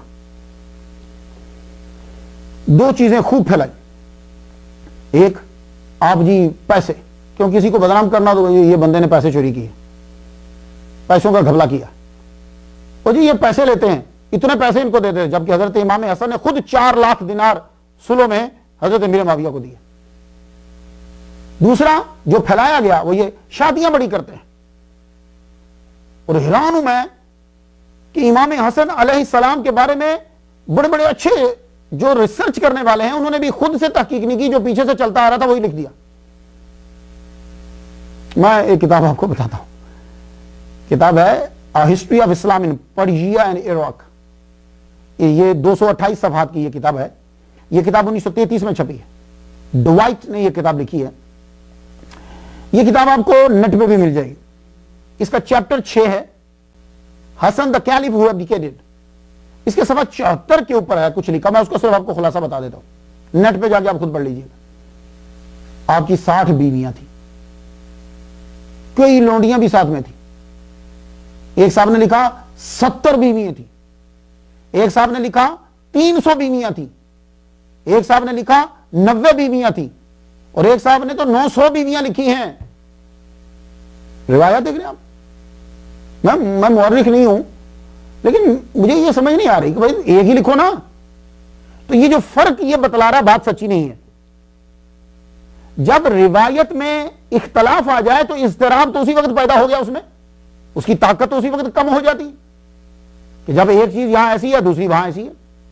بھائی 60 کی ہیں، 70 کی ہیں، 90 کی ہیں، 300 کی ہیں، 900 کی ہیں، کیا ہے یہ؟ تو یہ 2 حربے ہوتے ہیں کسی کو ڈیگریڈ کرنے کے لیے۔ آپ بھی یہ جاری ہیں، لڑکیوں کا ڈال دو اور پیسوں کا ڈال دو، آپ پہ بھی یہ دونوں ڈالے گئے۔ اور آگے آنے والوں نے سوچا نہیں، کیونکہ پیچھے اتنا لکھا جا چکا تھا ماحول میں کہ وہ ایسے ہی آگے آیا۔ عرب کے اندر جو روٹین تھی، جو طریقہ تھا، وہ عام نارمل ہے، اور ایک نے تو حد ہی کر دی، اس کو تو ذرا پاس نہیں آیا، نبی کی آل کا اور فاطمہ کے بیٹے کا ذرا پاس نہیں آیا۔ اے جی رات کو نکاح کرتے تھے، صبح طلاق دے دیتے تھے۔ مگر آفرین اب تیرے اوپر بھی۔ اب کیا کریں، مورخ بھی مجبور ہے، جو اس کو مارکیٹ میں ملے گا وہی لکھے گا نا۔ آج سے 5-7 سال کے بعد جو مورخ 9/11 کا لکھے گا وہ وہی لکھے گا نا جو اس کو مارکیٹ میں ملے گا۔ آپ کے کردار کو گرانے کے لیے اتنا مشہور کر دیا گیا۔ جو میڈیا جمعہ کے مقدس خطبے کے اندر آپ کو اور آپ کے ابا کو گالیاں دلوا سکتا ہے، وہ یہ نہیں مشہور کر سکتا کہ آپ رات کو شادی کرتے تھے صبح توڑ دیتے۔ کس نے شام سے آ کر غور کرنا ہے، یا یہاں سے جا کے وہاں غور کرنا ہے؟ لکھنے والے ہیں کتنے، اور جو چند ہیں وہی مشہور ہیں۔ سب سے پہلے یہ شادیوں کا جو گند مشہور کیا ہے، یہ حسن المدائنی نے مشہور کیا کہ رات کو شادی کرتے تھے صبح طلاق دے دیتے تھے۔ اب یہ کسی کی طرف بھی منسوب کر سکتے ہیں۔ وہ مولوی صاحب نعمان بن ثابت سے بیان کر رہے ہیں کہ نعمان یہ بیان کرتے ہیں۔ آپ نے فرمایا کھڑے ہو کے سنا، آپ نے کہا میں نے تو یہ بیان کیا ہی نہیں ہے۔ تو کہنے لگا آپ کون ہے؟ کہنے لگا میں ہی نعمان بن ثابت ہوں، جسے امام اعظم لوگ کہتے ہیں۔ کہنے لگا تو آپ اکیلے ہی نعمان ہو؟ لو، بے شرمی کی انتہا دیکھو۔ تو بھائی تو پرانے دور میں میڈیا کا ٹرک ہے، میڈیا چلاتا ہے جو چلے۔ رات کو شادی کرنا اور صبح طلاق دے دینا، اور 900 شادیاں جو ہیں وہ مشہور کر دی۔ یہ کس نے مشہور کیا؟ حسن المدائنی نے مشہور کیا۔ اور پھر آپ کو معلوم ہے کہ میڈیا کا ٹرک یہ ہے، اور ہٹلر کا یہ اصول تھا، if you tell a big enough lie and tell it frequently enough, it will be believed. جھوٹ بولو اور بولتے چلے جاؤ، it will be believed۔ مگر امام حسن نے نبی کی آل کی جو صفات ہیں وہ اس حال میں بھی نہیں چھوڑی، مدینہ میں رہتے ہوئے بھی لوگوں کا خیال رکھتے۔ تاریخ دمشق سے ایک بات سنا دوں، جلد 34 صفحہ 217، ابن اساکر نے لکھا ایک دفعہ کیا ہوا کہ امام حسن علیہ السلام جو ہے وہ جا رہے ہیں، تو آپ نے ایک غلام کو دیکھا۔ غلام آپ کو افریقن زیادہ تر، غلام کو دیکھا، اس کے ہاتھ میں ایک روٹی ہے، وہ روٹی کھانے کے لیے نیچے بیٹھا تو ایک کتا اس کے سامنے آ کر بیٹھ گیا۔ تو وہ غلام کیا کرتا ہے کہ ایک لقمہ توڑتا ہے اپنے منہ میں ڈالتا ہے، اور ایک لقمہ توڑتا ہے تو اس کو دے دیتا ہے، پھر ایک لقمہ اپنے منہ میں ڈالتا ہے، ایک اس کو دیتا ہے۔ تو اس طرح اس نے آدھی روٹی خود کھائی، آدھی کتے کو دے دی۔ امام حسن علیہ السلام کھڑے ہو کے دیکھتے تھے، جب روٹی ختم ہوگی تو آپ آگے بڑھے، جب روٹی ختم ہوگی تو آپ آگے بڑھے۔ کہنے لگے تم نے پوری روٹی خود کیوں نہیں کھائی؟ ایک روٹی تیرا کیا بنائے گی؟ تو کتے کو کیوں دی؟ تو اس کا جملہ بڑا پیارا تھا، کہنے لگا حضور وہ سامنے بیٹھا مجھے دیکھ رہا تھا، مجھے شرم آ گئی، میں اکیلا کھا لوں اسے نہ دوں۔ آپ کو یہ بات بڑی پسند۔ کہنے لگے تجھے قسم ہے اللہ کی، یہیں بیٹھے رہے جب تک میں واپس نہ آؤں۔ تو یہ بتا کہ تو غلام کس کا ہے؟ کہنے لگا ابان بن عثمان کا۔ کہا یہ باغ کس کا ہے؟ کہا یہ باغ بھی ابان بن عثمان کا ہے۔ اچھا تو یہیں بیٹھا رہو۔ آپ گئے، ابان سے جا کے غلام بھی خریدا، اس کی پیمنٹ کی، باغ بھی خریدا، باغ کی پیمنٹ کی، واپس آئے تو کہنے لگے آج کے بعد تو ابان کا غلام نہیں ہے، میں نے تجھے خرید لیا۔ تو کھڑا ہو کے کہنے لگا حضور پھر میں آج سے آپ کی بات مانوں گا۔ فرمانے لگے نہیں اس لیے نہیں خریدا، جا تجھے میں نے آزاد کیا اور یہ باغ تجھے میں نے تحفے میں دیا۔ یہ ہے علی کی آل، یہ ہے فاطمہ کا لال۔ اللہم صلی علی محمد وعلی آل محمد وابوئ محمد وبارک وسلم۔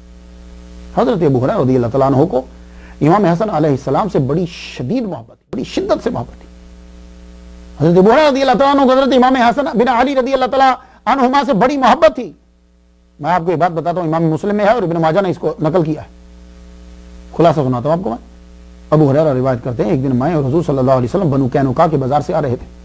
بی بی فاطمہ تو زہرا رضی اللہ تعالیٰ عنہ کے گھر کے قریب پہنچے تو کہنے لگے یہاں بچہ تھا، یہاں بچہ تھا. وہ حضرت امام حسن کے بارے میں پوچھ رہے تھے. اتنے میں حضرت امام حسن اندر سے دوڑتے ہوئے آئے، آتے ہی نانا کو چمٹ گئے. حضور صلی اللہ علیہ وسلم نے سینے سے لگایا، چوما اور دعا کی آپ نے، اللہ میں اسے دل و جان سے محبت کرتا ہوں، تو اسے محبوب رکھ، جو اسے محبوب رکھے اسے بھی محبوب رکھ.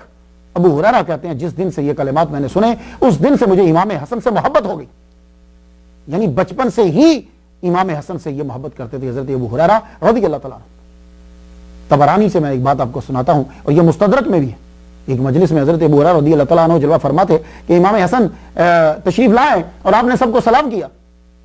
تو آپ کو جب معلوم ہوا کہ امام حسن ہیں تو مڑ کر آپ نے کہا وعلیک السلام یا سیدی. کسی نے پوچھا آپ نے ان کو سیدی کہا؟ گواہی دیتا ہوں کہ محمد مصطفیٰ صلی اللہ علیہ وسلم نے ان کو سید کہا. تدرک نے مناقب حسن میں لکھا ہے کہ ایک مرتبہ حضرت ابو ہریرہ رضی اللہ تعالیٰ عنہ نے امام حسن سے کہا رأیت رسول اللہ قبل بطنک، میں نے حضور کو دیکھا ہے کہ انہوں نے آپ کا پیٹ مبارک چوما تھا. فکشف الموضع الذی قبل رسول اللہ، آپ ذرا اس جگہ سے کپڑا ہٹائیے جہاں سے حضور نے چوما تھا. حتی قبلہ قال وکشف الحسن وقبلہ، حضرت امام حسن علیہ السلام نے کپڑا ہٹایا، حضرت ابو ہریرہ رضی اللہ تعالیٰ عنہ نے جا کر اس جگہ کو چوما. صحابہ کرام اہل بیت سے آل سے بڑی محبت کرتے تھے. حکومت کو آپ حکومت سے ہٹ تو گئے تھے لیکن پھر بھی حکومت کو ڈر تو تھا، تو آپ کو زہر دینے کا منصوبہ بنایا گیا، جسے آپ زہر کہتے ہیں. زہر دینے کا منصوبہ بنایا گیا اور بارہا آپ کو زہر دیا گیا.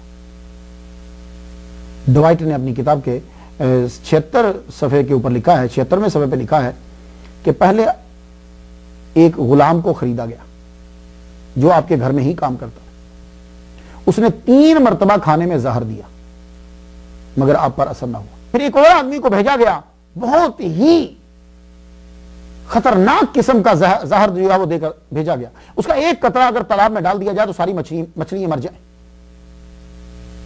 مگر اس آدمی کو رستے میں موت آ گئی اور وہ زہر جو ہے وہ گھر تک نہیں پہنچ پایا. اس کے بعد پھر 5ویں مرتبہ پھر آپ کو زہر دیا، وہ بندہ رستے میں مر گیا. تو ڈوائٹ پھر لکھتا ہے، وہ کہتا ہے کہ پھر آپ کے گھر میں سے کسی وائف کو خریدا گیا. اس نے سب سے پہلے ہنی کے اندر زہر ملایا، آپ کی طبیعت جو ہے وہ بگڑ گئی. آپ فوراً تیزی کے ساتھ محمد مصطفیٰ صلی اللہ علیہ وسلم کے روزہ پر گئے. وہاں جا کر اپنے چہرے کو نبی کی روزے کی خاک کے ساتھ ملا، دعا کی، اللہ نے آپ کو شفا دی. اس کے بعد پھر آپ کو زہر دیا گیا، کھجوروں کے اندر یوں ملا دیا گیا. وہ لیکوڈ ہوتا تھا اور اس کو ملا دیتے تھے.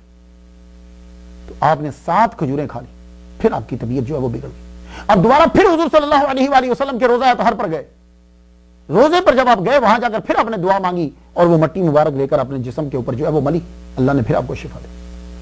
اس کے بعد آپ ذرا پریشان رہنے لگے تو آپ موصل میں چلے گئے، لیکن موصل جا کر بھی دل نہیں لگا آپ کا. اب موصل سے پھر واپس مدینہ میں آ گئے. مدینہ میں جب واپس آئے تو اب آپ نے کسی کے ہاتھ سے کھانا اور پینا بند کر دیا. صرف آپ کی بیٹی آپ کو کھانا دیتی تھی، اور پانی جو رات کو اٹھ کر آپ استعمال کرتے تھے وضو کے لیے یا پینے کے لیے، اس کو رات کو باندھ دیا جاتا تھا کپڑے سے. کیا اگر کوئی کھولے گا تو پتہ چل جائے گا، پھاڑے گا پتہ چل جائے گا. وہ پانی کا جو برتن تھا اس کو اوپر سے کپڑے سے باندھا ہوا تھا، وہ پانی چھلک کے کپڑے کو لگ گیا، کپڑا گیلا ہو گیا. کپڑا گیلا ہوا تو اب جس وائف کو خریدا گیا تھا اس نے رات کو اٹھ کر کیا کیا، پانی کے اندر تو ملا نہیں سکتی، اس نے کپڑے کے اوپر ہی زہر کو رکھ کے اوپر سے پانی ڈال دیا. وہ لیکوڈ جو ہے وہ پانی سے رشتہ رشتہ رشتہ رشتہ پانی کے اندر چلا گیا. صبح جب آپ کی بیٹی تشریف لائیں، انہوں نے آ کر کپڑا کھولا، آپ کو پانی دیا، تو وہ زہر تو پوری رات سے اندر جا رہا تھا، قطرے قطرے قطرے اندر جا رہا تھا. وہ پانی کا اندر جانا تھا کہ جگر کے ٹکڑے ہو گئے، جگر کے ٹکڑے ہو گئے، اور خون کے لوتھڑے جو ہیں وہ باہر آنے لگے. علامہ صفوری نے اور علامہ سخاوی نے اور علامہ غلام رسول سیدی رحمۃ اللہ علیہ نے شرح مسلم جو مسلم کی شرح لکھی ہے اس میں لکھا ہے کہ یہ جادہ بنت الاشعث ہے، مگر میرے دادا استاد، اور ہمارے تصوف کے اندر کیا ہے، میرے دادا استاد صدر الافاضل سید نعیم الدین مراد آبادی. میں دادا استاد کیوں کہہ رہا ہوں؟ اس لیے کہ میرے استاد مفتی محمد حسین نعیمی ہیں، ان کے استاد یہ نعیم الدین مراد آبادی، انہی کی وجہ سے ہم سب نعیمی ہیں. تو یہ فرماتے ہیں کہ جب امام حسن نے نام نہیں لیا، انہوں نے نام نہیں بتایا، تو ہم کیوں الزام دیں؟ اسی فتویٰ کو سب نے اختیار کیا ہے، میرا بھی یہی فتویٰ ہے کہ ہم کسی کو الزام کیوں دیں جب امام حسن نے. تو یہ میں نے آپ کو اس انگریز کی کتاب کی باتیں سنائی تھی اور کچھ ہمارے مسلمانوں نے بھی لکھی ہوئی. اور انصاب الاشراف جلد 16 صفحہ 15 پہ ہے کہ جادہ کا نکاح کوفہ میں امام حسن سے ہوا تھا. پھر یزید نے جب انکار کر دیا تو اس کے بعد طلحہ بن عبید اللہ سے اس کا نکاح ہوا. یہ وہ تاریخی باتیں ہیں، لیکن فتویٰ اور تصوف کے اندر یہی ہے، ہم کسی کے اوپر بھی الزام نہیں دیتے. جب امام حسن نے نہیں بتایا تو ہم کیوں نام لیں؟ اولیاء کی مشہور کتاب حلیۃ الاولیاء سے ایک روایت سنیں. عمر بن اسحاق کہتے ہیں کہ میں اور ایک اور شخص امام حسن رضی اللہ تعالیٰ عنہ سے آخری ایام میں ملنے کے لیے گئے. یہ آخری حملہ تھا جب ظاہر اندر جا چکا تھا، اس نے جگر کو کاٹ کے رکھ دیا تھا. آپ کی طبیعت بہت ناساز تھی، فرمانے لگے کچھ پوچھنا ہے تو پوچھ لو. راوی کہتا ہے امام حسن اندر چلے گئے، پھر باہر آئے، فرماتے ہیں پوچھنا ہے تو پوچھ لو، پھر موقع نہ ملے گا. دنیا سے میں جانے والا ہوں، مجھے مارنے کے لیے زہر دیا گیا ہے، اب کی بار کافی مقدار میں زہر دیا گیا ہے. راوی کہتا ہے ہم دوسرے دن گئے تو آپ کے پاس امام حسین رضی اللہ تعالیٰ عنہ کو بیٹھے ہوئے دیکھا. امام حسین پوچھ رہے تھے بھائی بتا دو آپ کو زہر کس نے دیا ہے؟ آپ نے فرمایا اس سے قیامت کے دن اللہ ہی بدلہ لے گا. دیکھا آپ نے کہ ہم بدلہ لیتے، زیادہ زیادہ کیا ہوتا، امام حسین قتل کر دیتے، پھر میڈیا کامیاب ہو جاتا. تو میڈیا کو کامیاب نہیں ہونے دیا، فرمایا اللہ اس سے بدلہ لے گا اور وہ ڈبل اور زیادہ ہوگا. آپ نے پھر رات خواب دیکھا. خواب یہ ہے کہ آپ کے یہاں لکھا ہوا ہے قل هو اللہ احد. آپ نے خواب بتایا لوگوں کو، فیملی کو بتایا، تو سب بڑے خوش ہوئے کہ اللہ کی آیت لکھی ہوئی آپ نے دیکھی. لیکن حضرت ابو ہریرہ رضی اللہ تعالیٰ عنہ کے داماد سعید بن المسیب تابعی رضی اللہ تعالیٰ عنہ آپ غمگین ہوئے، کہنے لگے اس میں اشارہ ہے کہ آپ کا وقت آ گیا اور اب جانے والے ہو. یہ بات طریق الخلفاء صفحہ 196 پہ ہے. امام حسن نے پھر فرمایا دوسرے دن آپ کی طبیعت انتہائی ناساز، کہنے لگے مجھے باہر کھلے آسمان کے تلے لے جاؤ. امام حسن کو باہر لے کر اپنے آسمان دیکھا، روتے ہوئے اللہ سے کہنے لگے اے اللہ میں اپنی جان دینے کو تیرے دربار میں باعث ثواب سمجھتا ہوں. میں نے مسلمانوں کی جانوں کی حفاظت کے لیے سمجھا، میں نے بڑے دکھ برداشت کیا. اے اللہ میرے بابا کو گالیاں دی جاتی، اے اللہ مسجد میں بیٹھ کر میرے سامنے گالیاں دی جاتی تھی، اے اللہ مجھے زہر دیا گیا، میں اب جان دے رہا ہوں تو باعث ثواب سمجھتا ہوں، میں نے کسی سے بدلہ نہیں لیا. آپ کو گھر لایا گیا، طبیعت ہے کہ بگڑتی جا رہی ہے. آپ نے امام حسین کو بلایا، بلا کے کہنے لگے حسین بھائی 1 سال چھوٹے تھے نا، میں نے اماں عائشہ سے پوچھا تھا کہ آپ اجازت دے دو تو میں اپنی قبر نانا کی قبر کے پاس بنا لوں، تو انہوں نے مجھے اجازت دے دی تھی. اب جب میں فوت ہو جاؤں گا چلا جاؤں گا ایک مرتبہ پھر پوچھ لینا. مجھے معلوم ہے کہ وہ انکار نہیں کریں گی لیکن مزید پھر پوچھ لیں.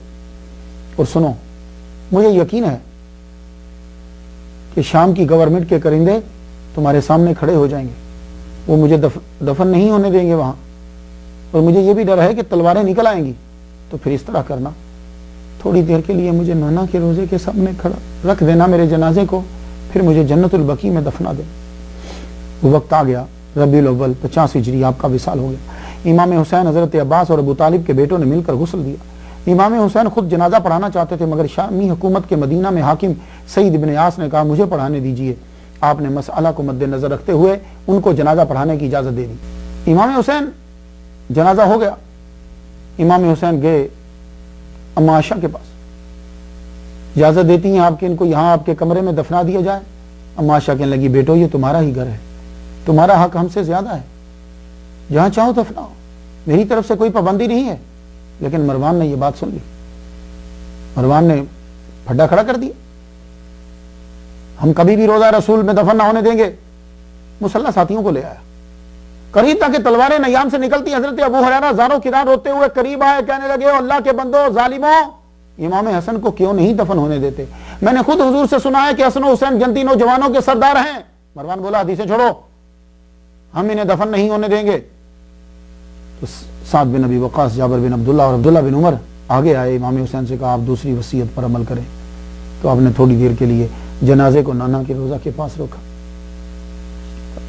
جنازہ اٹھایا اور جنت البقیع میں لے گئے اور فاطمہ الزہرا رضی اللہ تعالیٰ عنہا کی قبر کے پاس دفنا دیا.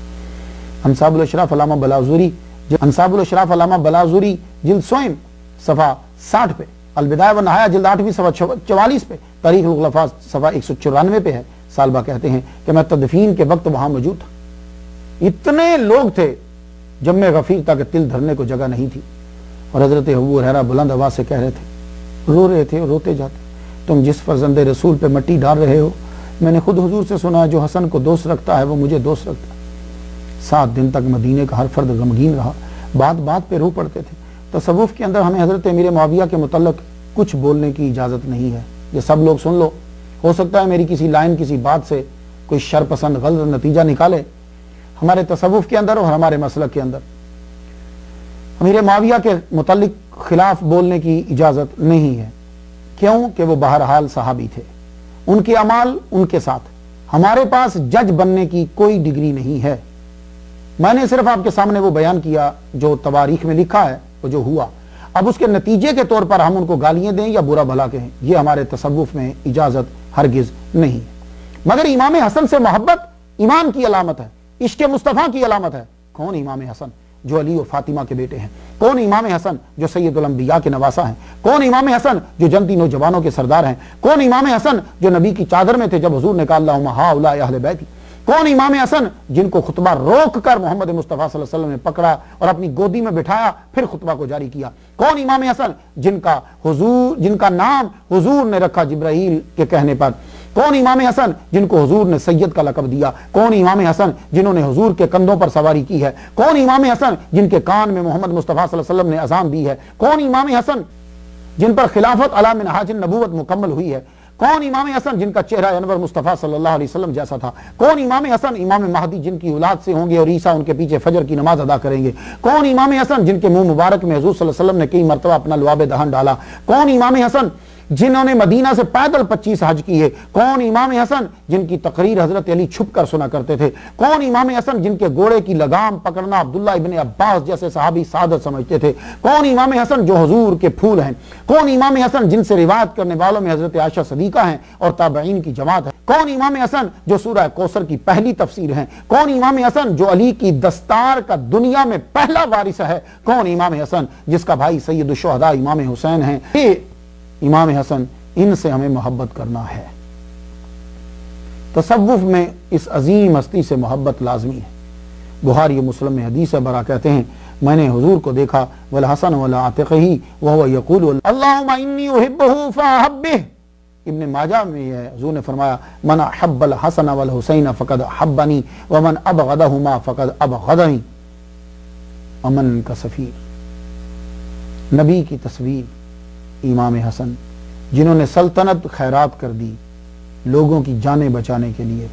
ایسے امام کو ماننے والے کبھی دہشت گرد نہیں ہو سکتے. امام حسن امن کے سفیر ہیں, نبی کی تصویر ہیں. اللہم صلی علی محمد وعلی آل محمد وابوئ محمد وبارک وسلم.